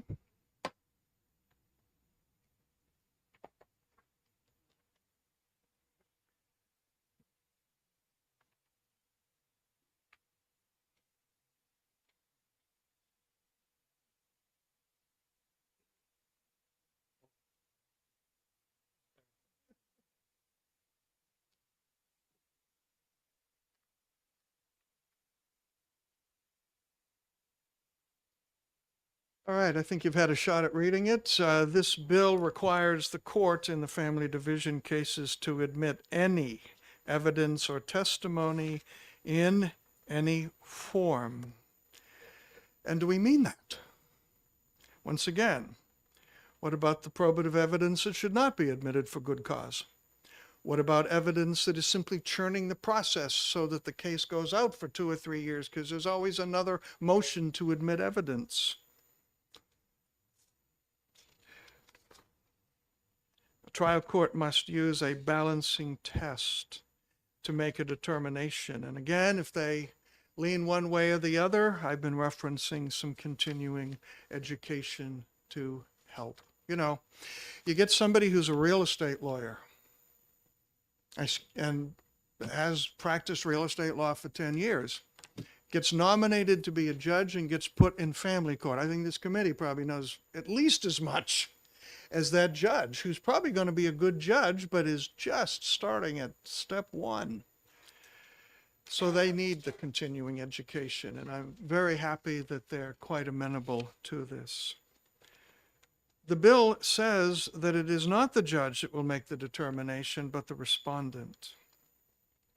In the original bill, section Roman numeral 2, it says the court shall apply New Hampshire rules of evidence to enhance the predictable, orderly, fair, and reliable presentation. First of all, that's kind of what we have now. Secondly, we've moved from the respondent making the determination to the court now making the determination, and which is it? The bill seems to contradict itself. Research, and I thank God for Wednesday Addams and all the great work she's done for us. Research has shown that there are a handful of states that demand all evidence offered be accepted, and the rules of evidence also include the various procedures in this. So I did a little snooping in one of the states that allows what this bill would want. And what I discovered is, since most family court cases have one or both parties going pro se, that is to say, representing themselves, it requires those not trained in the law or who have read this several times to understand what all the rules are. One party seeks to admit a piece of evidence, and the other party thinks, according to the rules of evidence, this shouldn't happen, but the judge does it anyway. The motion must be made immediately challenging the ruling of the judge, and reasons must be articulated as to why the judge erred based on chapter law, Supreme Court ruling, case law, and procedures. If a litigant goes home and does research or talks to someone and he understands what he or she should have said, it's too late. It should have been done at that time. So that means you kind of have to know all of this stuff. So once again, when we have a judge who seems to be leaning too far to one side or the other to favor men rather than women, or the reverse, or whatever, or seems to exclude too much, or seems to include too much, or not too much, it would be impossible to pass a law to say exactly how it must be done. So therefore, the judiciary, amenable to the suggestion that one or another judge seems to be going a little bit too one way or the other, a retired judge sitting in a courtroom where there have been a little too many complaints made against a judge, or else watching televised recordings of certain hearings, the judiciary will be willing to do some further training. Most of the papers that different ones sent us had some variation of, we understand what he's trying to get, but we really don't think this will be practical. So again, that's my 2 cents worth on rules of evidence. Anybody else want to weigh in? Or did I take all the good points again? Oh, yeah. All the points. Oh, good points. Thank you. Well, next time I'm going to save some good points for you. Okay? I'll take it. I was on a roll. I'm sorry. You're All right. getting close to perfection. I am not getting close to perfection. Maybe on rules of Careful, evidence. be very careful. I'm getting close. I do want to meet the judge we spoke about. I do. Anybody else? The motion before us on House Bill 499 is ITL, moved by Chairman Pearson, seconded by Vice Chairman Long. Will the clerk please call the roll? Chairman Pearson, Yes. Representative Long, Yes. Representative Dissimone, Yes. Representative Bickford, Representative Nelson, Yes. Representative McMahon, Yes. Representative Ball, Yes. Representative Melvin, yes, Representative Stephen Pearson. yes, Representative Grossman. Yes. Representative Levesque. Yes. Representative Petrino will be voting yes. Representative Perez. Yes. Representative Gregg. Yes. Representative Moulton. Yes. Representative Raymond. 16-0. Any objections to consent? Seeing none, I'll take another piece of paper, please, when you have a minute. Thank you.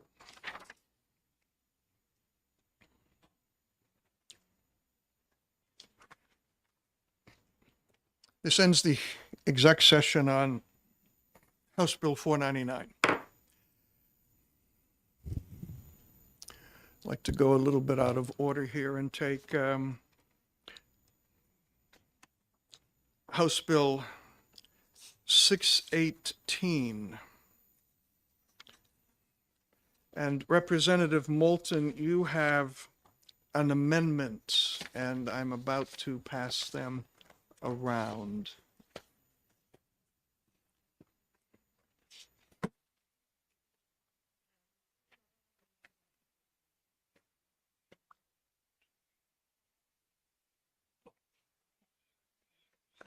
Here you go.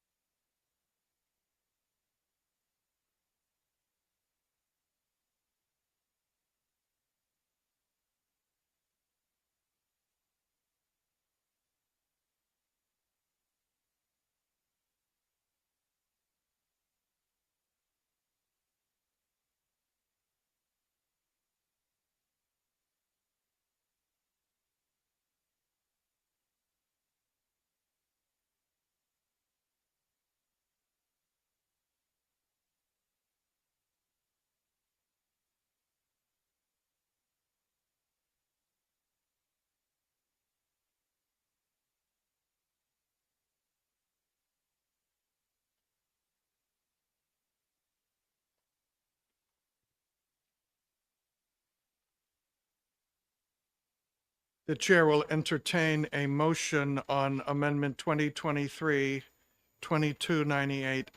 on House Bill 618 from Representative Moulton on the amendment. Yes. Just to speak on this a little No, bit. you got to make a motion Yes, I'm going to make a motion to first. to It's going to be, ought to pass. that's a good thing. Good, very good. That's it. And I would like to- Representative I'll Bickford. second that. Okay, go. You sure you didn't work all last night? You I'm really- very- no, you're this is really just on me in top my of- natural form. Okay. That's why she worked night shift. I know, right? So this was Representative Bickford and I he educated me on just some language cleanup on this, and honestly, I don't even remember. I'd have to refresh my memory as to where it was. But it was literally just cleaning up some words. So that's all we were doing. Amendment cleans up words. May I, Mr. Chairman? Yeah, You may, he can speak to it Representative better because Bickford. he was the one that Clean up educated your me on language, it. Representative Bickford. Unfortunately, I left my copies at home, I guess. I picked up the wrong stuff.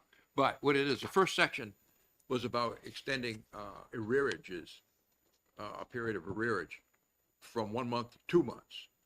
And the problem is federal law says it has to be 1 month. And if we don't do what the feds tell us to do, then they will penalize us in 4D money, which used to be 21 million, but and it may be only a portion of that. But anyway, we decided not to go down that road. It just wasn't worth the fight right now. So that's what's removed. The other thing that's removed is the word divorce, because they started off by calling it divorce hearing. So we're taking out that word. That's But we did like the idea that Health and Human Services would give a form to people explaining to them how the wage assignment works and that they can get a waiver from it. There is a method to do that, which I'm very much in favor of.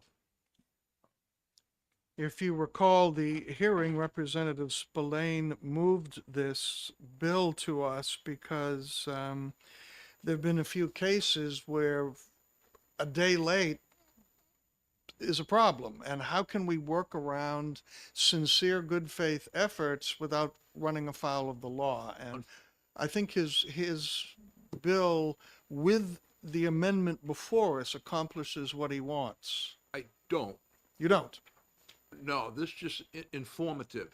I remember he came here and said, well, I didn't even know anything about, I never heard of anything about, I could establish, me and Mom could establish an account, a separate account, and go through them rather than having to go through Health and Human Services.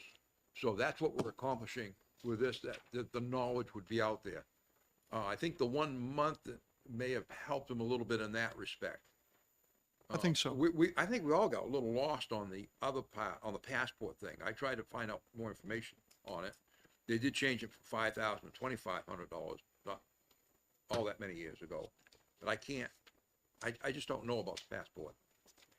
Representative Grossman? Thank you, Chairman Pearson.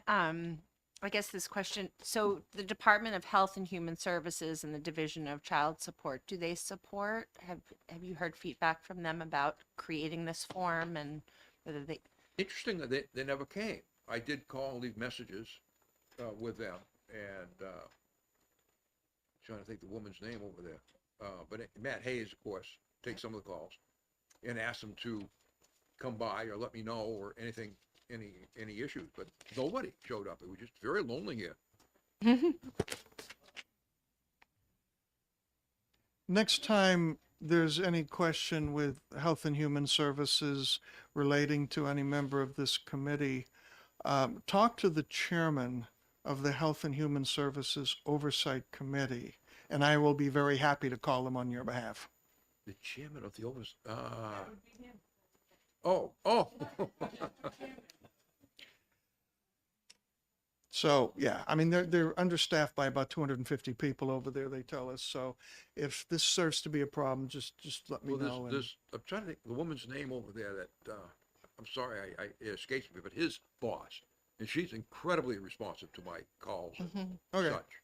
But still. Okay, did I see a hand way down in the corner? Representative Raymond. You know, we really do need to get you a styrofoam That's what I think I need. You know, one of those fingers. Yeah. Yeah, all right. It would Put it be on your Christmas list. very professional looking, I think. So this one, I'm confused by this because my notes from the last time we heard this showed that Child Support Services did come. It was 2 individuals, and they are concerned with this bill was about who makes the form, and they were saying that, like, my notes were, child support can't make a form for the judicial branch, so the court system has to make their own forms.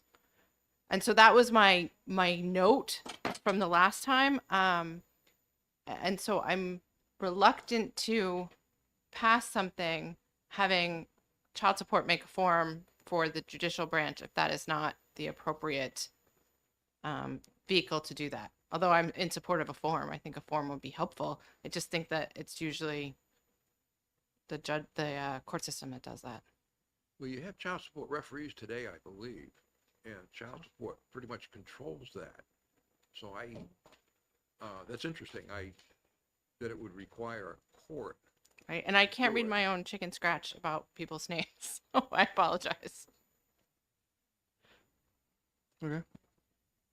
Well, we could Anybody take- else?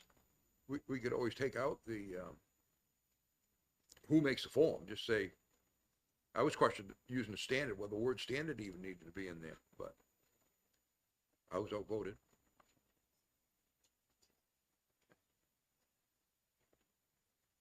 Further discussion?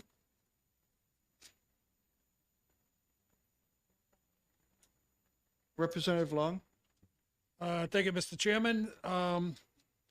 So in essence, this really isn't a form. It's more of a piece of literature explaining Yeah. what it is. Yep.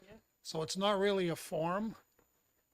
But because I have the same notes as Representative Raymond had, that Division of Child Support Services, Health and Human Services said that the court system should be making forms, but it's not really a form that you would fill out. It's just like a Information. pamphlet, Yeah, an information pamphlet telling you. Well, we could certainly take that out. I think we have time enough to. Well, I- if you I- look at lines 14, 15, 16, that seems to define what the form is. I don't have it in front of me. It's in the amendment, which you should have I gotten. even have that. It, I it didn't just get was it. passed out. We got one right here coming. Mr. Chairman, I'm at the end of the trail. Who's so it would have to be, Representative Moulton? thank You're you. welcome. It would have to be a form that that they fill out, because it says on line 15, allowing for both parties to detail their preferred form of All right, payment. all right. That's true. So the question is whether DHHS makes the form? Is that your question, Representative Bickford? No, that was Representative Raymond's question. That is the question right now. That is the question. I think it would be Health and Human Services, because they're the ones that sit down with a party and talk to them about what it's gonna be. And if they don't like it, then you go to court on it. You're under the context of court, but that's my understanding. They have child support referees that you go to before you go into court. And this would show up. But, Who wants to speak? uh, Representative Raymond. Raymond, thank you, Mr. Chairman. But the bill says this form is for the hearing, at the final hearing. So like this, the bill doesn't talk about what happens at child support before court happens, right? Because that's child support. This bill talks about at the final hearing, that's when this form will be thing. So it's already been, It's actually, the word is supposed to be prior to, they left that out, final hearing. oh, okay. You recall that? That we said, huh? Do you have a copy of the original bill? When you wrote it? I didn't tell them to do that, no. I only did the things, you saw me fill out the email that I That's a sent to shame. OLS. Yeah, I thought we put in prior. Does anybody have or a copy of by- the original by- bill handy? It's on the Presented website. by or at the final, in other words, it's supposed to be before the final hearing, or at least it. Could No, could the original bill doesn't say that either, Okay. so. No, that's something we added, I believe. Yeah, the original bill online on Legiscan says at the final hearing as well, at the final divorce hearing, and you struck divorce, Right. but it still says at the final hearing. I guess I'm just, Yeah. We struck the word divorce because not all child support hearings have to do with divorce. no, that's totally appropriate. I agree completely. And I agree a form should happen. I'm just, Right. In the original bill, it does have at the end, DHHS, Division of Child Support Services, shall develop a standard form to be presented at the final, strike out the word divorce hearing. So the DHHS's role in developing a form is constant all the way through this process. Whether it's correct or not is another question. Yeah, it should have been before or by the final hearing. Because that was his concern. He says, nobody ever told me anything, anywhere during my It's a subcommittee of two divorce, I guess it was. when we met. Mr. Chairman, Yes. may I? Yes. Thank you. I'm wondering if Department of Health and Human Services is the right vehicle for this form. Child support forms are filled out in court, not at DHHS. The final disposition from the court, insofar as garnishment of wages or private pay, child support, comes from the court to DHHS. So I'm wondering if this particular form in which we speak this verbiage should be added to the child support calculation form or an addendum to, as opposed to a form that DHHS would have to develop themselves. So The- Rep. DeSimone, Yes. sorry. The chair would like to suggest we put a hold on this hearing, and then we do some research and call over to DHHS's children's people thingy and see what they say about this, and put a few phone calls out, and we'll come back to this. So we're going to, I want to use the correct term, not do this anymore. A recess, thank you. All right, so we're recessing 6:18, and I don't, it's, no, we're just recessing. We're not doing anything in terms of determination. We're just putting it on the side so we can do some, little bit of research here. And would the committee researcher, you, would you call the relevant division within DHHS who deals with children's things and ask them, please, the question that we have been discussing, are they the appropriate party to do this, what we've been discussing? Susan And I'll Brisson, that's the name of the try to woman over get there. you the name of the people.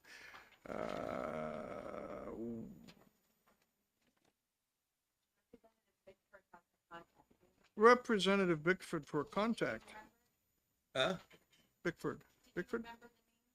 Brisson, yes, I did, thank you. Yeah, Susan Brisson, Brisson. She's, Do you have a number that you can pass along to I somebody? think so. Okay, she's not in my.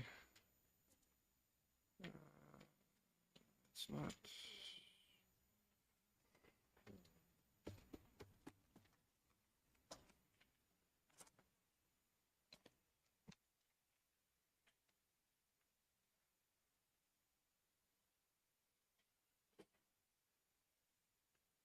Yeah, um,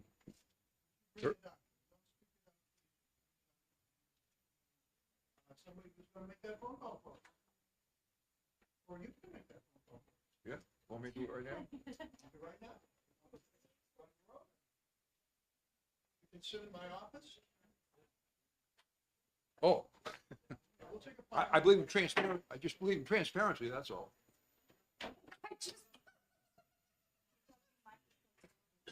Oh, go on. Okay, thank you.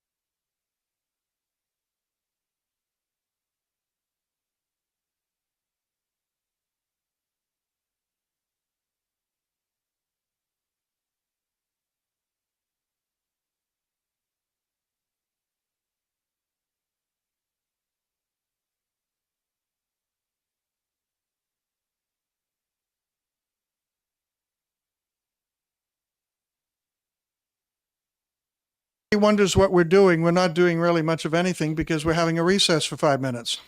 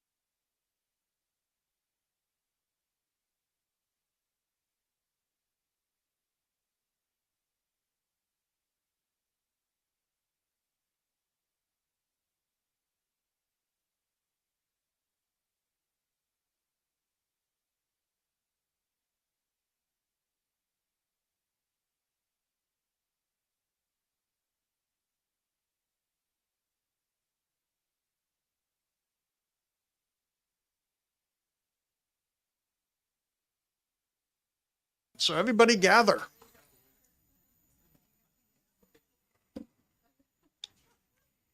And this is the trail of phone numbers that led to this one, to that one, to this one, to that one, to this one.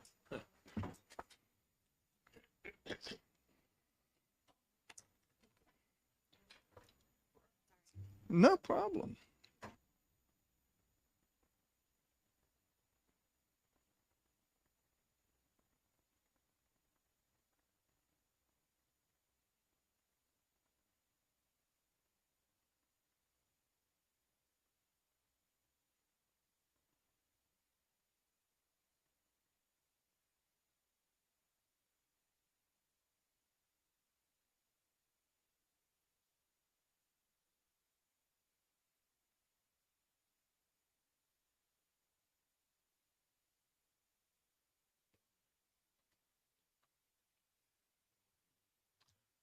I just spoke to one number that referred me to another number that referred me to a third number that referred me to a fourth number that referred me to attorney Susan Brisson, who is attorney with the Division of Child Support Services.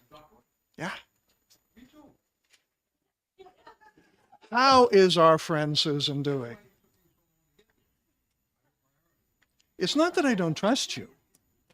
It's just you've been in this place long enough to get a direct line. And our mutual answer from the attorney is she doesn't think that the department is the agency that will do this. She thinks it's the courts, as a wise man recently once said, before all of this transpired, right? You told me that. Well, put your mic on and thank you. Huh? What did the counselor tell you?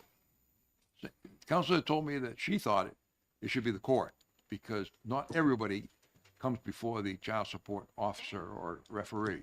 Would you believe she just told me the same thing? That's good. I love consistency.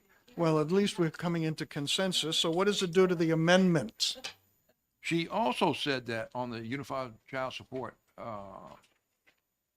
form, that number 7 talks about wage assignment, whether you want to do wage assignment. No, not whether you want to, but there is a wage assignment. Then number 8 says, do you want to suspend wage assignment?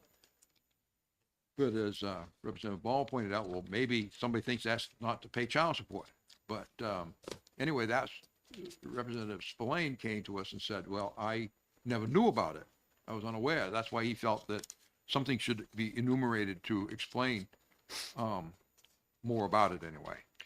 It would appear that Representative Spillane is not the close friend with Attorney Susan that you and I are. I actually don't know, Mr. We know her more than Representative Spillane does. Probably, yeah. So, committee, here we are. Let's just have an informal little chit chat before we go forward as to what we might do going forward. Anybody want to pipe in? Representative Moulton? Well, it sounds like we should go to the Office of Legislative Services and get this changed. To what? That to say that the court should develop the form and that they should put it in as an amendum to the child support calculation form, because as Representative DeSimone and I were mentioning, the lawyers have access to the child support calculation form. So if we make this as an amendment to the child support calculation form, then the lawyers would have access to it. And then because there are some cases that get resolved outside of court.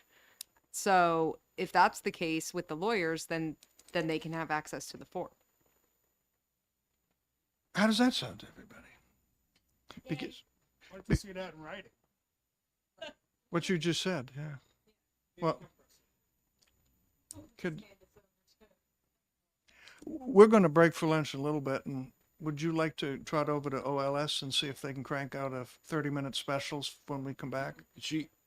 There was another thing that she said, there should be it should be presented at the temporary, not the final, which is the very first hearing. Yeah. It is line 12 in your amendment. Yeah. Change the word final to temp. And we questioned about the word form. It is?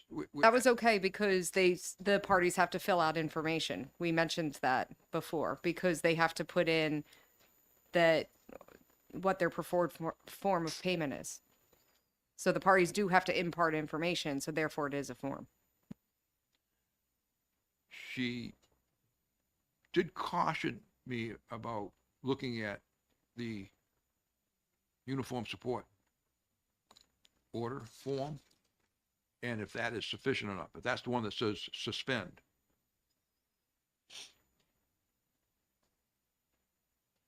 In other words, it could be entered in that area if we had wanted it, instead of having several pieces of paper. I would say maybe we should do it as an addendum because some of it is just. Thank you. Some of it is just information that the other party is given, but the only part is that they just have to put in what their preferred form of payment is. So we should have it completely separate from the child support calculation. Okay, that's okay with me. Anybody else want to input? And I've given you the attorney's private line number. So I wrote it out because I don't want it to be made Yeah. public. And so after we break for lunch, you can see what you can come up with, and we'll look at it as the last item of business. So there it is. I want to do one more for just to maintain our record of speed. Open the hearing on Senate Bill 253, Senate Bill Parental Access to Minor Child's Medical Records. Is there an amendment that is to be brought forth? I don't think so, but just checking. If there were, you'd know it. One of you would know it.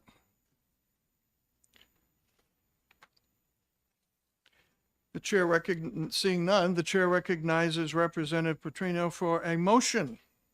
Thank you, Mr. Chairman. I make a motion to ITL And I Senate s- Bill 253. And I second it. Speak to your motion, please.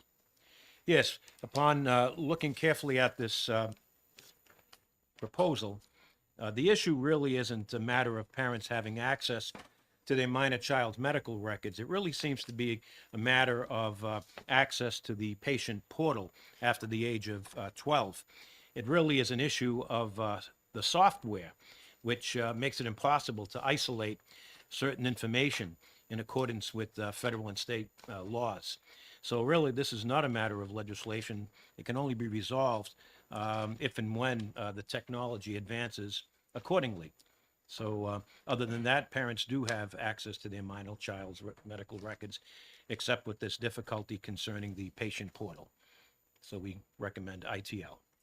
Anyone else to speak to this? Representative Kofalt, who was the prime sponsor of this, suggested we ITL it. There is a vehicle over at, what's the name of that committee? Health and Human Services, that's right. How soon they forget. HB 406, and they'll be taking a different kind of stab at it. But the prime sponsor, when this came over to us from the Senate, was Representative Kofalt, and he seconds the ITL idea. Anyone else? All right. The motion before us is Senate Bill 253, Parental Access to Minor Child's Medical Records. No amendments. Representative Petrino moved ITL. The chairman seconds it. Would the clerk please call the roll? The deputy clerk please call the roll. Let the deputy. No, I'm sorry. I did not pick up on who you said made the second to write it down. Me. Thank you, Chairman Pearson. Chairman Pearson, Yes. Vice Chairman Long, Yes. Representative DeSimone, Yes. Representative Bickford.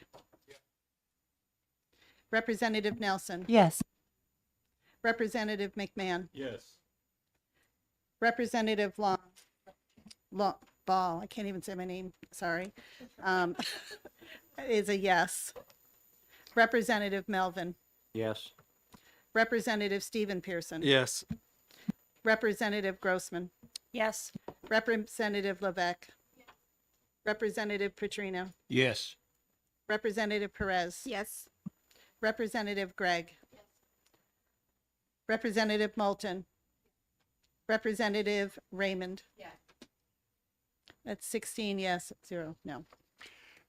Any objection to consent? And the clerk will write out the committee report, and all of you writing out committee reports, the protocol is they go to me, and then I look at them and think how wonderful they are, and then I pass them on to the clerk. So those of you who have a writing project, it first comes to me. And this ends the exec session on Senate Bill 253. I have a feeling that 535, requiring an attorney for a child who's the subject of a proceeding in a family case, is going to take a little while. Do you? You think so? Think it's a slam dunk or what? What do you think? I'm not sure. Well, we're going to have to give Representative, She can't go quick. Oh, she's gotta go. is she, you, so, hmm?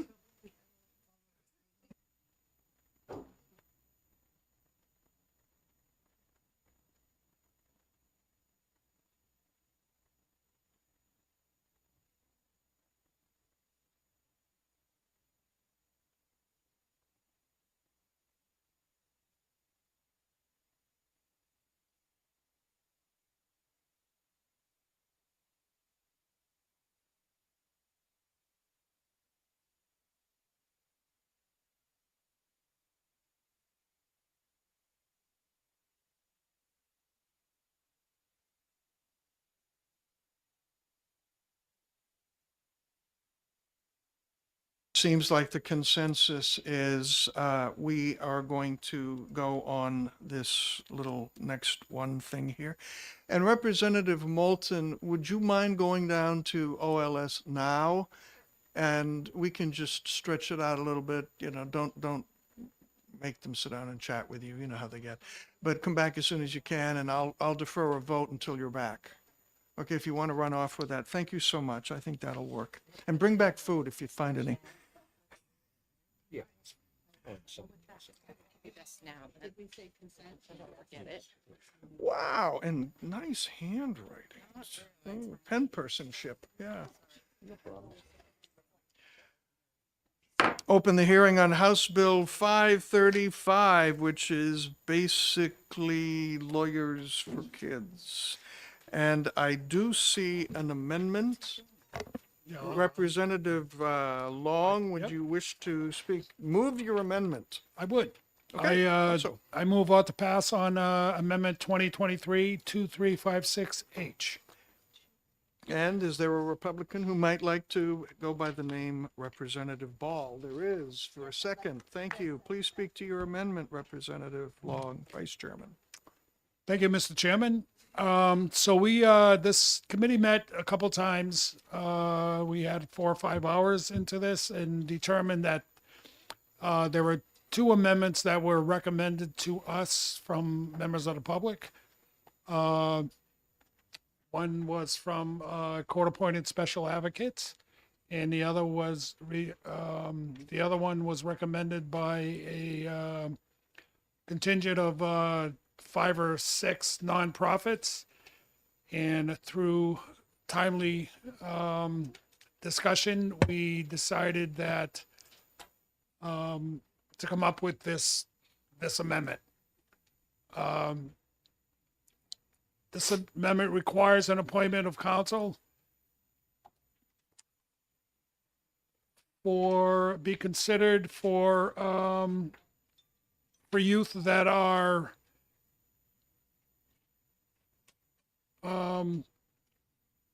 going to placement or that have the likelihood of going into placement.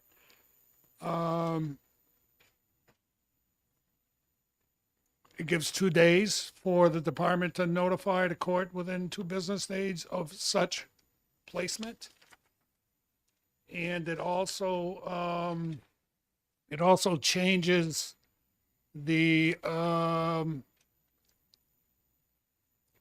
foster care bill of rights to add this requirement of counsel, which is the only avenue with which a foster parent would know that this is their right. Oh. Well, you guys need copies?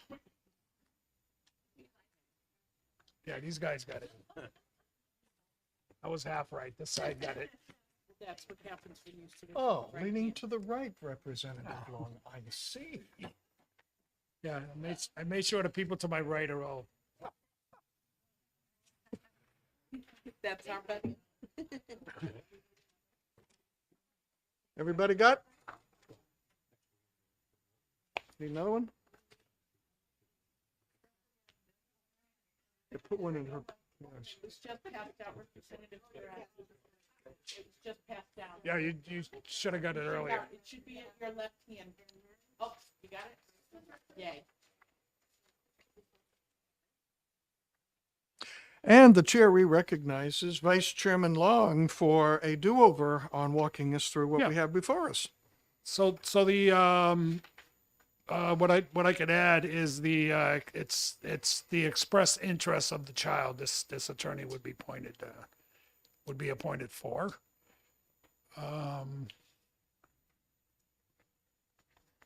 And I think those two explanations is all that was needed, unless somebody has questions.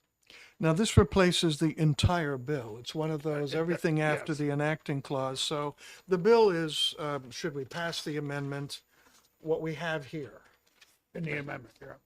in the amendment? There's the Okay. amendment. All right. Any questions? Representative Long. Representative Ball. Thank you, Chairman Harrison. I would just like to commend the hard work that was put into drafting this amendment. It was worked on by the Juvenile Rights Policy Group, Waypoint, New Hampshire Legal Assistance, Disabilities Rights Center, New Hampshire, the Children's Law Center, New Hampshire, New Futures, and the ACLU of New Hampshire.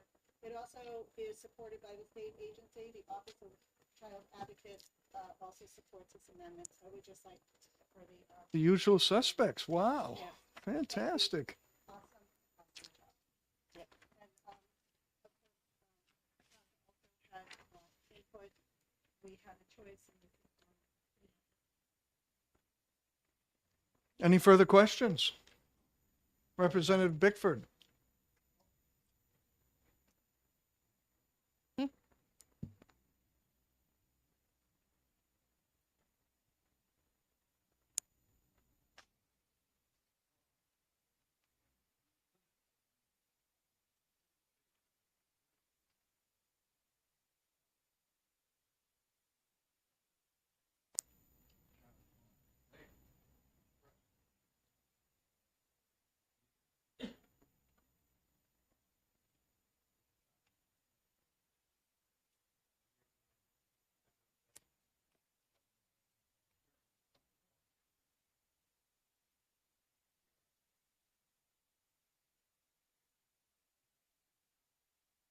Let's take that one up because it's in bold-faced italics, which means it is a change, which means it's an intentional change.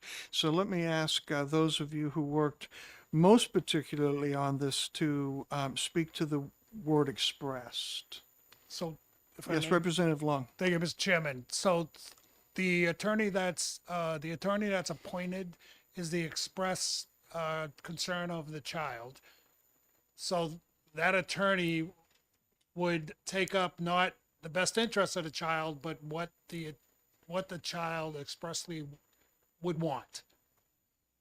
So that this attorney would represent the child's expressed interest, not best interest. There are other people representing the best interest of the child. By expressed, do you mean articulated, spoken aloud? Because it has two Correct. meanings. Yeah, if Okay. And if the if- child if doesn't I'm- express, right, the attorney doesn't do it.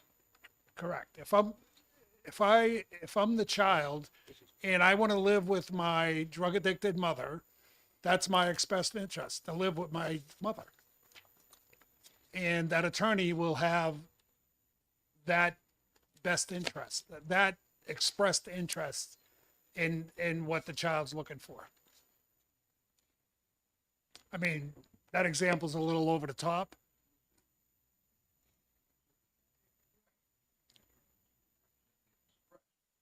Correct. Yeah.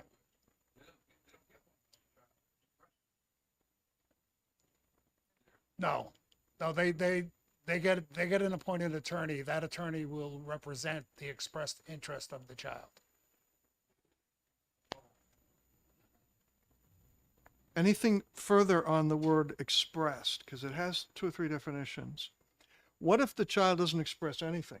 Can the attorney lead the child by making suggestions?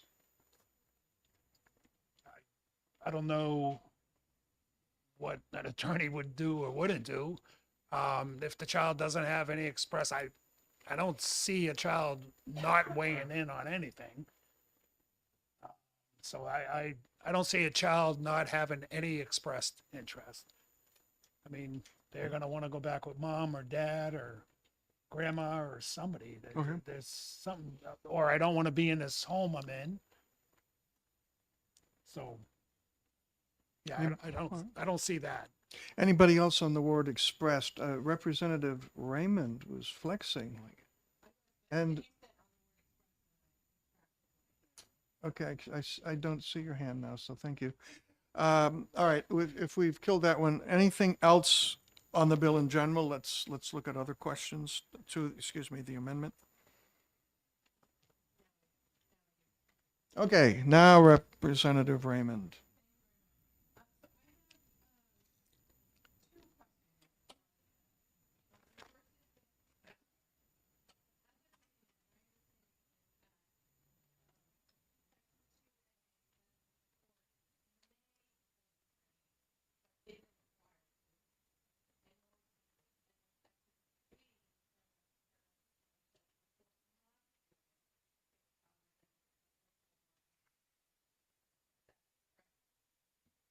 It is.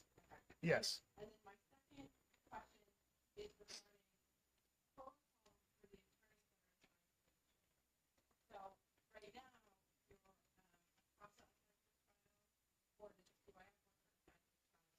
required to visit with the child and speak to the child on certain intervals. You can't go like 2 or 3 months without checking in with the child.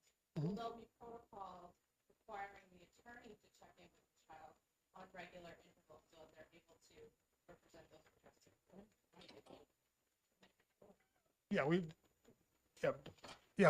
We wouldn't put that in language. I mean, you know, an attorney getting paid to represent somebody, I would hope they'd want to go visit them. That's an assumption I think that we assume that an attorney representing a child would go to court and say, I haven't visited the child. I don't see that happen. Is there anything that would prohibit the judge from assigning a different attorney or reassigning attorney if it comes to light that the attorney, for whatever reason, hasn't been making those regular visits? I'm asking because I come from New York, where I worked in the family court system there, and frequently attorneys became overburdened, and we'd have attorneys that met with the child for 5 minutes before the court case. And it wasn't effective representation. And so I worry about that circumstance happening here. Okay, I mean, I could only see that happening if there's a if an attorney's appointed and they're not visiting a child, so they don't have any idea of the expressed interest of the child, I would think they'd want to step down and tell the judge, I'd like to resign myself from this because I don't have the time to visit the child. And then the judge would appoint somebody else. But to say, I still want to be the attorney, although I'm not going to visit the child, I don't see any attorney doing that, I would hope. Representative Ball? Thank you, Vice Chair. Correct me if I'm wrong, but I believe we had this discussion, and what it was said to us is if the attorneys know that there is work for them, then the attorneys will be trained to do this work and they will be available. So this would actually increase the number of attorneys willing to do this hard work. Right, yeah, very good point. We were also told that there are attorneys that are interested in children, representing children. So it wouldn't be looking for people they're already interested in that. Anyone else? Pro, con? No idea.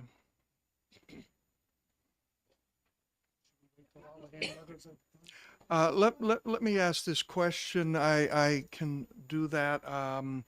If this is going to be a tight vote, I would like, oh, you're back. They're working on it on an ASAP basis, but I didn't have to stick around while they do that. They're going to email it to me and you and the House Committee Services. And they'll make some copies and Correct. run it down. Thank you. Everybody here? Just to make sure. Yeah. Okay, then did we make a motion on this already? Or were We just made talking it, about we already made a motion. We on did. that, Okay, yes, I even have that right here, long and ball. So the motion before us is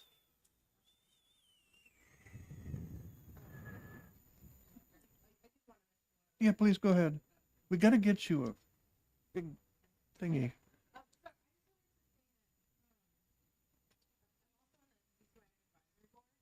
Yeah.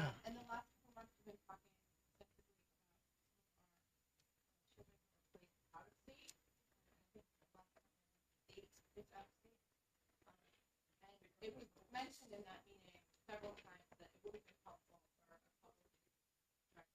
helpful for a couple of children if they had attorneys. So I'll just be loud. Oh, there it goes. All right. So anyways, at the advisory board, they were saying it would have been helpful to some of our kids who are placed out of state to have an attorney to represent them. And I won't go into details because there were things on the news. But that seemed to be something that the advisory board was recommending. Representative Nelson.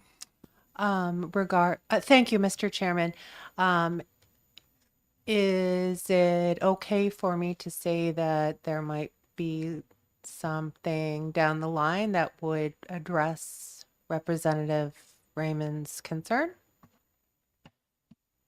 It's okay for you to ask that, yeah. I think there might be something that's going to be presented in legislation this session that might address some of those issues.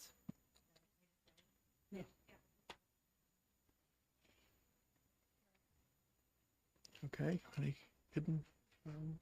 There is a hidden hand. We gotta do a round table next time. Representative Grossman. Thank you, Chairman Pearson.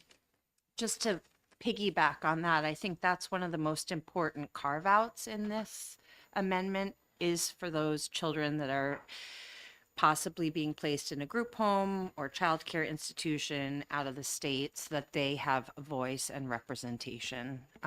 So in terms of this amendment, that's one of the key points why I'm supporting it. Thank you.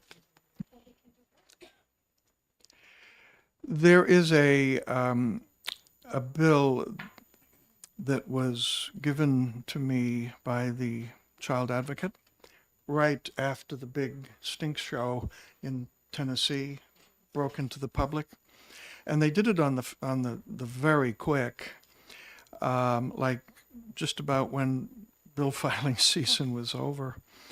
And what I've done is, because I really wanted buy-in by at least the departments, DCYF and also the Children's Services at DHHS, as well as Office of Child Advocate.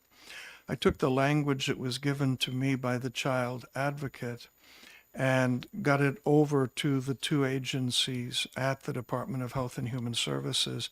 And I asked them to work together to come up with language they could both be happy with, all three groups could be happy with. And they're really working very hard on that. I've signed off solo, really, on the original bill that Cassandra gave to me, simply because I had to. I had a deadline.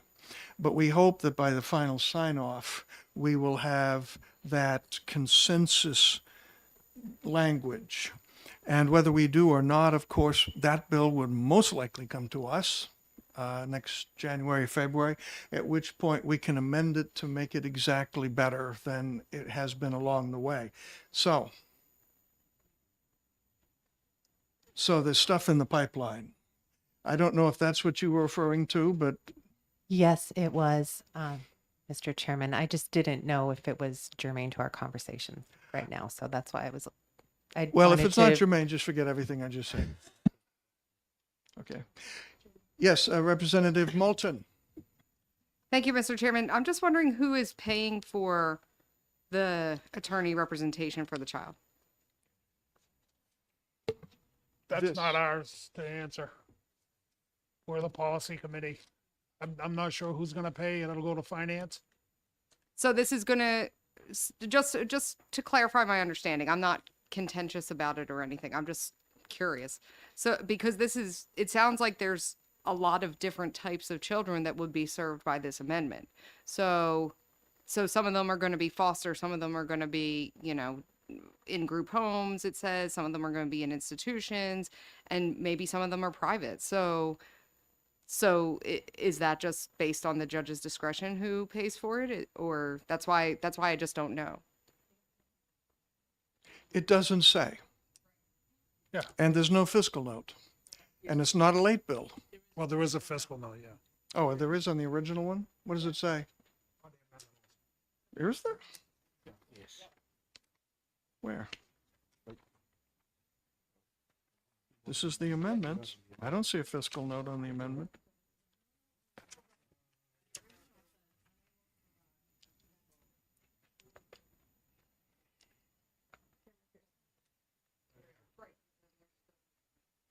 Yeah, it's our friend, the indeterminable amount. So, I mean, I really think somebody else is going to have to worry about this, and not us. Representative Ball. When we talked about this, we did have representatives, and Vice Chair Long maybe could refresh my memory, but we had them and they came from either the Finance Committee or from the Judiciary, but not from, and they came and they spoke to it and said, if we don't pass this, it will not be put into the budget. If we pass it, it will be, and that we can't do it on speculation. And they were actually pretty much in support of it from what I was told. And I also just want to remind, I didn't know about anything else coming down the pipeline, but just to remind you that we do have 6 groups that represent the Juvenile Rights Policy Group, as well as the state agency of the Office of the Child Advocate that put this particular version together and is in support of it. Anyone else? Thank you, Representative Ball. That answered my question. This is just about 90% of what I would like, and I don't want the 10% that isn't to be the enemy of the 90% that is. So I'm going to take the win, I think, when I vote. And then when we discover there needs to be some changes, we can do that. That's just me. Anybody else? All right, the motion before us is Amendment 2023-2356H, Amendment to House Bill 535. FN, and I had to ask, is there a fiscal note? Well, just read the title, Mark. And the motion was made ought to pass on the amendment by Representative Ball with a second, Representative Long, with Representative Ball seconding it. A clerk may call the roll, please. Chairman Pearson, Yes. Vice Chairman Long, Yes. Representative DeSimone, Yes. Representative Bickford, Representative Nelson, Yes. Representative McMahon, Yes. Representative Ball, yes. Representative Melvin, Yes. Representative Stephen Pearson, Yes. Representative Grossman, Yes. Representative Levesque, Yes. Representative Petrino, Yes. Representative Perez, Yes. Representative Gregg, Yes. Representative Moulton, Yes. Representative Raymond. Yes. 15 yes, 1 no. The amendment passes.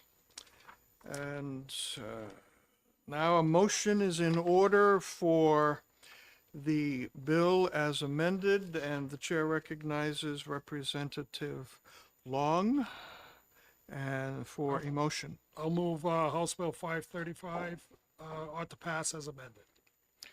And a second from the our side of the playground. Thank you. And any further discussion? Because this is what we just adopted as the amendment is the bill. But it's your second chance at it if you want. Yes, Representative Bickford. I'll just reiterate my concern, which is the word expressed, and I feel that limits the court. And now it's wide open for the court to do what they want. And so I don't want to limit the court in this case. So that'll be you. my reasoning for voting no on it. Okay, appreciate it. Thank you. Any further discussion? Representative Moulton. Thank you, Mr. Chairman.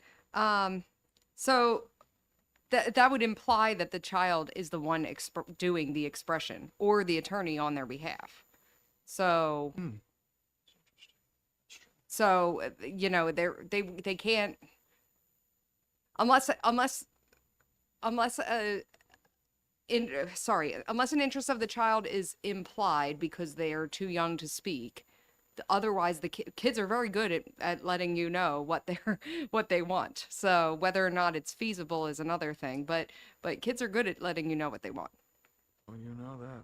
Sorry. So In response, if I may, I just don't agree with that much. I want the court to be able to ask whatever they want of the attorney that's representing the child. And this says, if a child can't express themselves, then they're ignored. And that's my concern. that's my point, is that they're speaking by like age 2. So, and then other than that, they just need to be like fed and clothed and housed and things like that and loved. That's not good enough for me. Okay. Well, Representative Long, want to speak? Yeah, thank you, Mr. Chairman. Yeah, I'm not getting where you're confused with the express. It's the attorney is for what the child expresses, not the best interest of the child. It's what the child expresses. And that's the attorney. So where is the issue with the court not having leeway to do what? My concern is that the child may not be able to express themselves. And it's not unusual for a disabilities child or whatever to need to have the judge or the court to be able to say, I want you to represent this child. The broad spectrum of the child, not just what the child expresses or cannot express, is unable to express. I want the court to have the broad picture of what they want to get. They know what they want. I don't, but That's current. That's what happens currently. yes, that's And good. what this adds is not only does that happen, but the court will also know what the child expresses. I don't see that. I just see that it has to be expressed. That's how I read it. He said. Okay. Okay. Yeah, I guess Anybody I else? don't know how to- Representative Ball. Since you mentioned the special education, and what I'm thinking is even a nonverbal child can express themselves through pictures, through use of dolls, there are many ways to do it. And I believe what this is trying to say is that the attorney can't stand up there and say what the attorney thinks, but he must represent the expressed interest. How they get that to express, whether the attorney has to hire an interpreter because the child is deaf or a sign language or whatever it is, that the attorney is there specifically to represent the child's interests and not to represent anyone else's or his own personal viewpoints, is how I'm reading it. Thank you. Yeah, I still see it as a limitation on the court. I like the old language better. So anyway, I'm the loner. Seeing no further discussion, the motion before us is House Bill 535, amended by Amendment 2023-2356, moved by Representative Long, seconded by Representative Ball. Would one of the clerks call the roll, please? Thank you. Chairman Pearson. Yes. Vice Chairman Long. Yes. Representative DeSimone. Yes. Representative Bickford. Representative Nelson. Yes. Representative McMahon. Yes. Representative Ball, yes. Representative Melvin. Yes. Representative Stephen Pearson. Yes. Representative Grossman. Yes. Representative Levesque. Yes. Representative Petrino. Yes. Representative Perez. Yes. Representative Gregg. Yes. Representative Moulton. Representative Raymond. Yes. That is 15 to 0. No. 15, yeah. 15 to 15 to 1. 1. I'm so sorry. I wrote it down and said it wrong. Any objection to consent, Representative? So this finance, this will be a finance included, so we probably should be on a regular calendar. All right, let's put it, well, it's indeterminate and it wasn't an early bill. But it's an FN. So finance. will It's be that, on all the right. Well, then let's leave it off consent and have it go to regular calendar. So Representative Long, if you would write the blurb, give it to me, I'll give it to the clerk. So this ends the House Bill 535 executive session, and we've got a few things going on in real time. Thank you very much. We had a question of whether the amendment on 618 was germane. I asked the committee researcher, can this be shot up to the clerk of the House ASAP? And she said, I already did it, you know. I mean, wow, Speaker will review it. It could be ruled non-germane on the floor. So back to opening back up. Do we have the amendment in hand yet?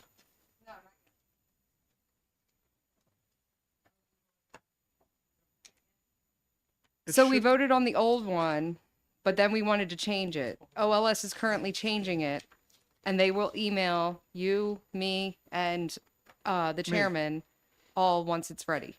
So they just need some time to draft it. And then we're all going to get an email around the same time. I do not currently have the email. Right, and they're drafting it right now. OLS is drafting it presently and giving it a number.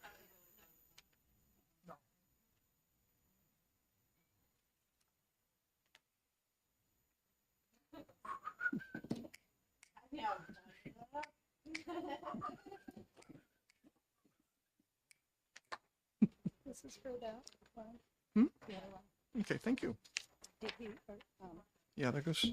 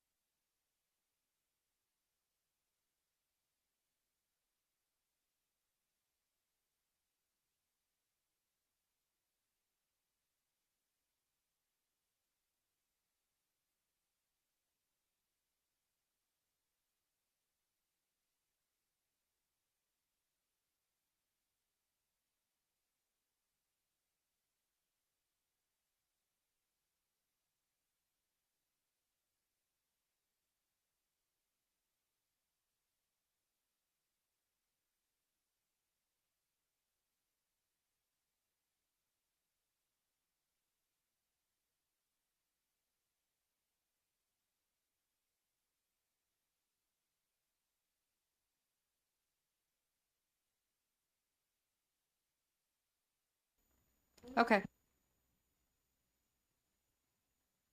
Once we're turned loose for lunch, it'll be 45 minutes minimum to get everybody back.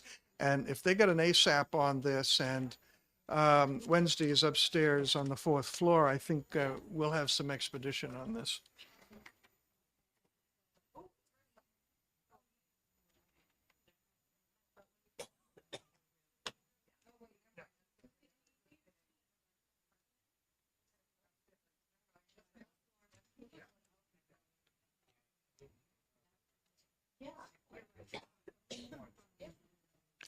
If anybody else has a committee report to write, this would be a great time to work on it. Did you get this majority? Thank you.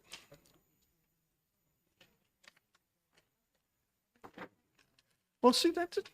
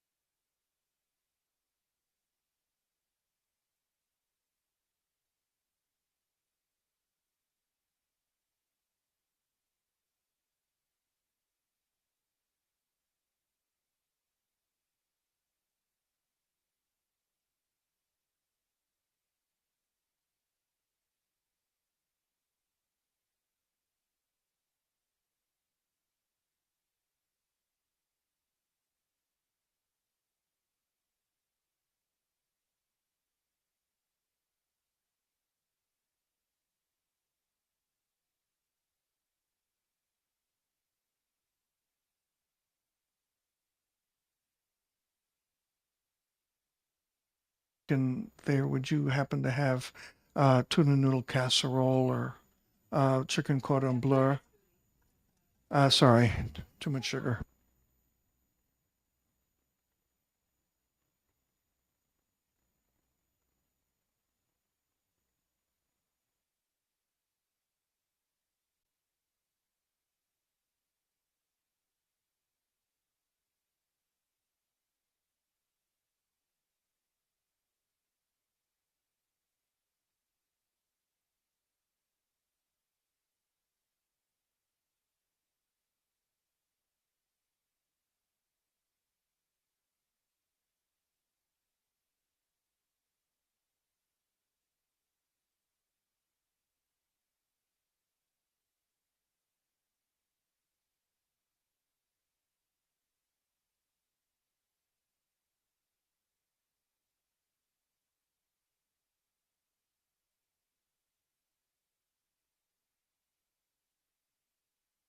Consent to us proceeding when we feel like it?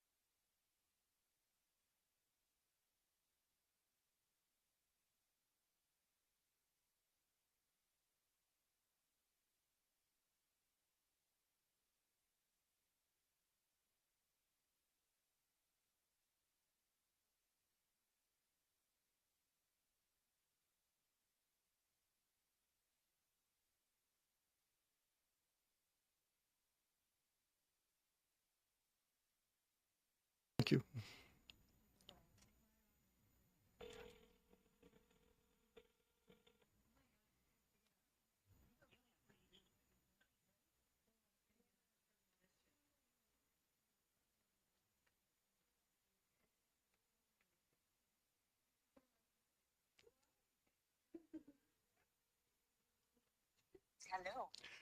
Wednesday items, please. The natives are getting restless here, and they're just wondering where we may see hard copy of the latest amendment. I would not have access to it unless, did you send it to me? Did you have, did they send it? Did that go to Christina Dyer, Representative Moulton? She is sending it to, she thought she did, she's double checking, and she will send it to the fourth floor. She could send it to me. I'm actually on the third floor and I will, It's going to the third floor now, to you. yes, perfect. Okay. I will bring you copies. Thank you. I can hold them in abeyance for a few minutes. Wonderful. Good. I'll be there. Got it.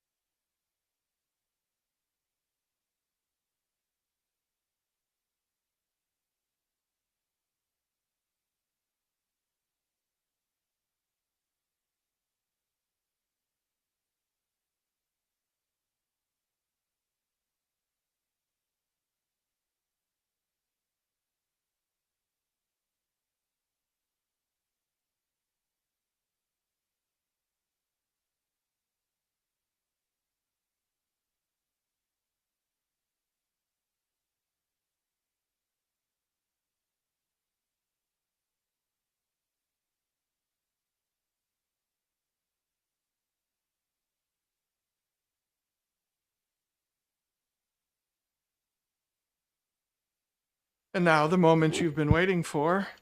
We are now back into the exec session on House Bill 618. And Representative Moulton has an amendment, and we have it in written form. It's always good to have paper and pen when the North Koreans fry the grid and the email all goes away. Yes. Yes. So Representative Moulton, would you like to present this amendment to us, please? So this amendment did what we just. Would you like to present it and not yet explain it? Oh, something I said.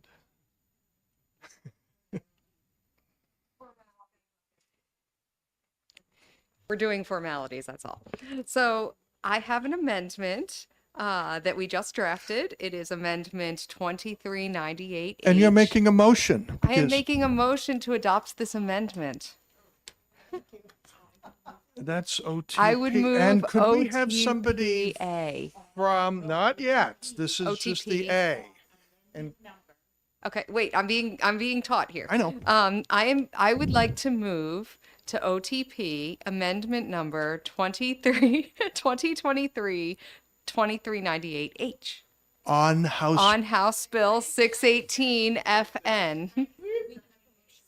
Excuse me? Pardon me? Everybody oh, suspend? 96, I'm no, sorry. that includes you. I was cut off.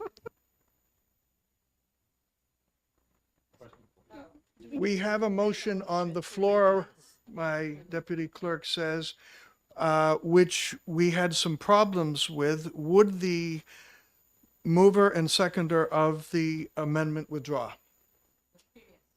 Of that previous amendment, not the one we're just doing? Would you, no, that's a question. Yes. Who moved it?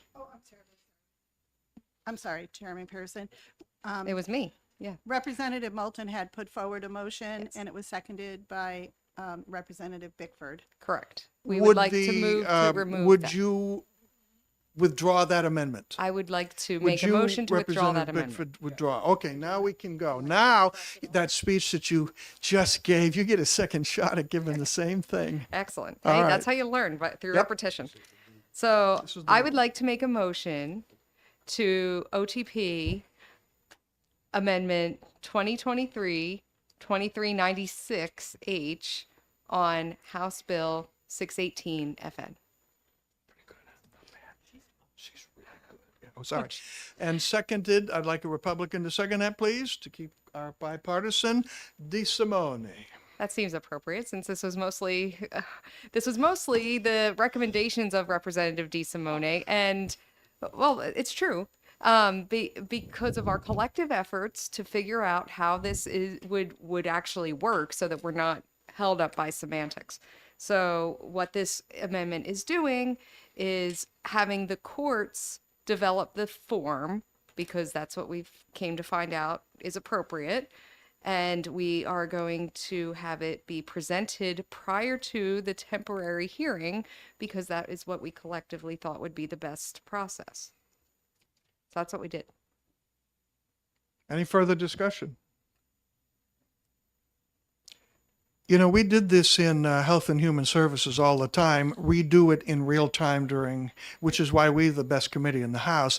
And you keep pushing us along to at least tie Health and Human Services as best committee. And this just enhances that. So thank you. Because we're all awesome, that's why. Yeah, we can tie with them. All right. Any further discussion? Are we ready for the motion on amendment 2023-2396 on House Bill 618 FN, moved by Representative Moulton, seconded by Representative DeSimone? Would one of the clerks call the roll, please? Chairman Pearson, Yes. Vice Chairman Long, He sends his regrets. sorry. Representative DeSimone, Yes. Representative Bickford, No, actually, you may not. Thank you. Representative Nelson. Yes.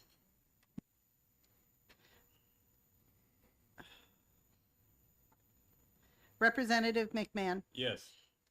Representative Ball, yes. Representative Melvin, Yes. Representative Stephen Pearson, Yes. Representative Grossman, Yes. Representative Levesque is not here. Representative Petrino, Yes. Representative Perez,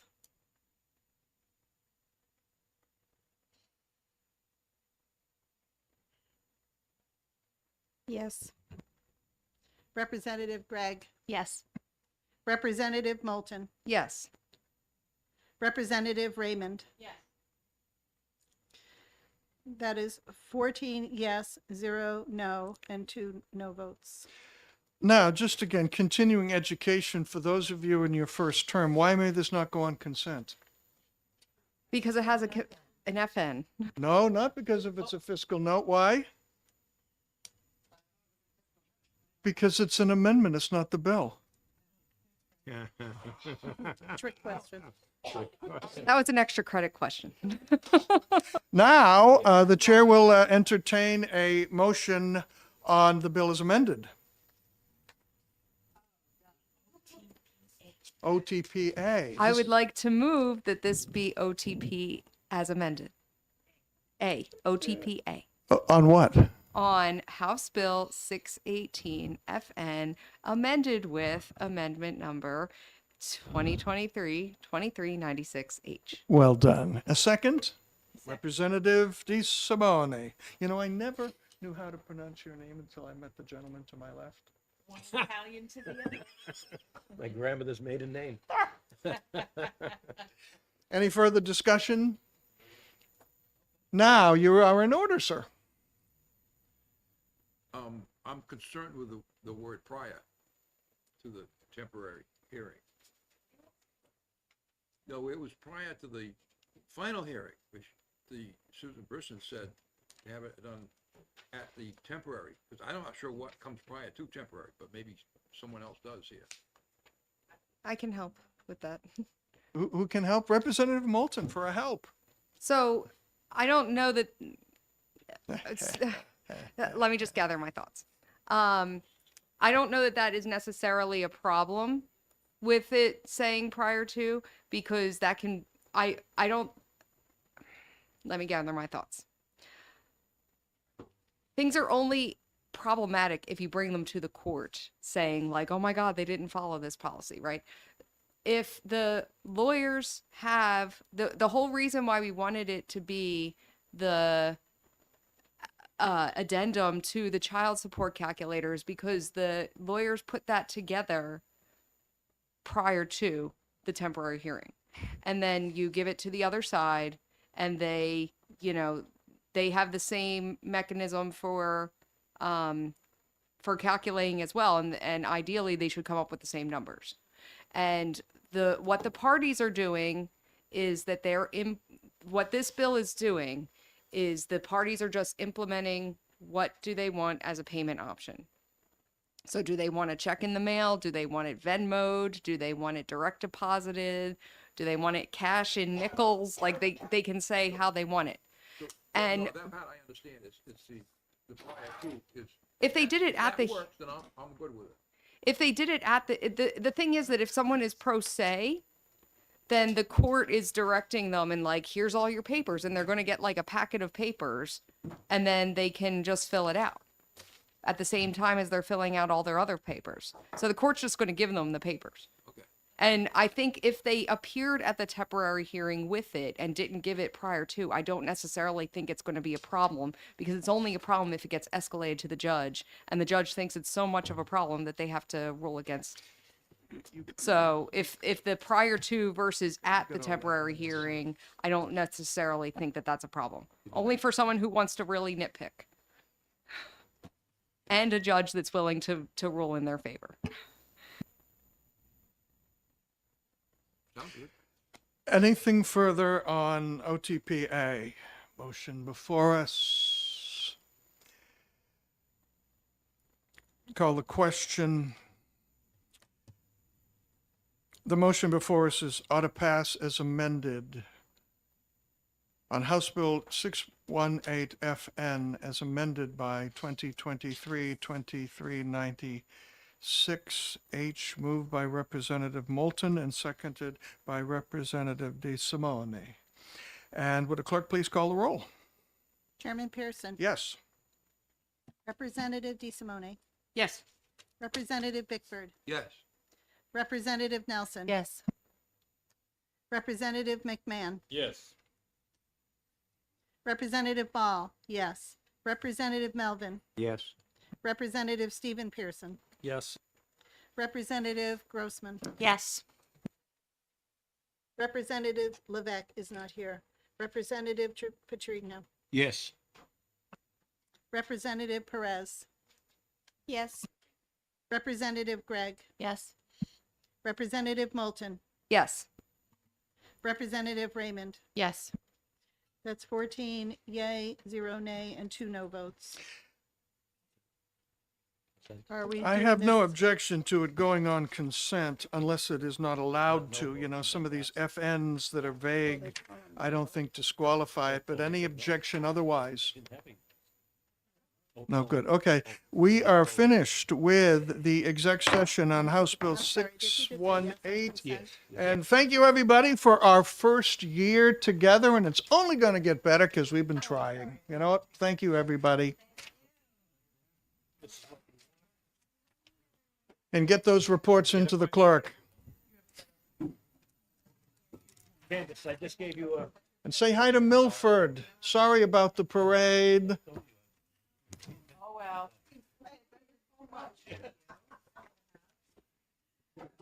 Maria, go on the oval cam, go on the town camera, looking down. Thank you. You're welcome. I don't want those. Oh, that's right, this is what you want. those? I want this. Yes. You don't want those.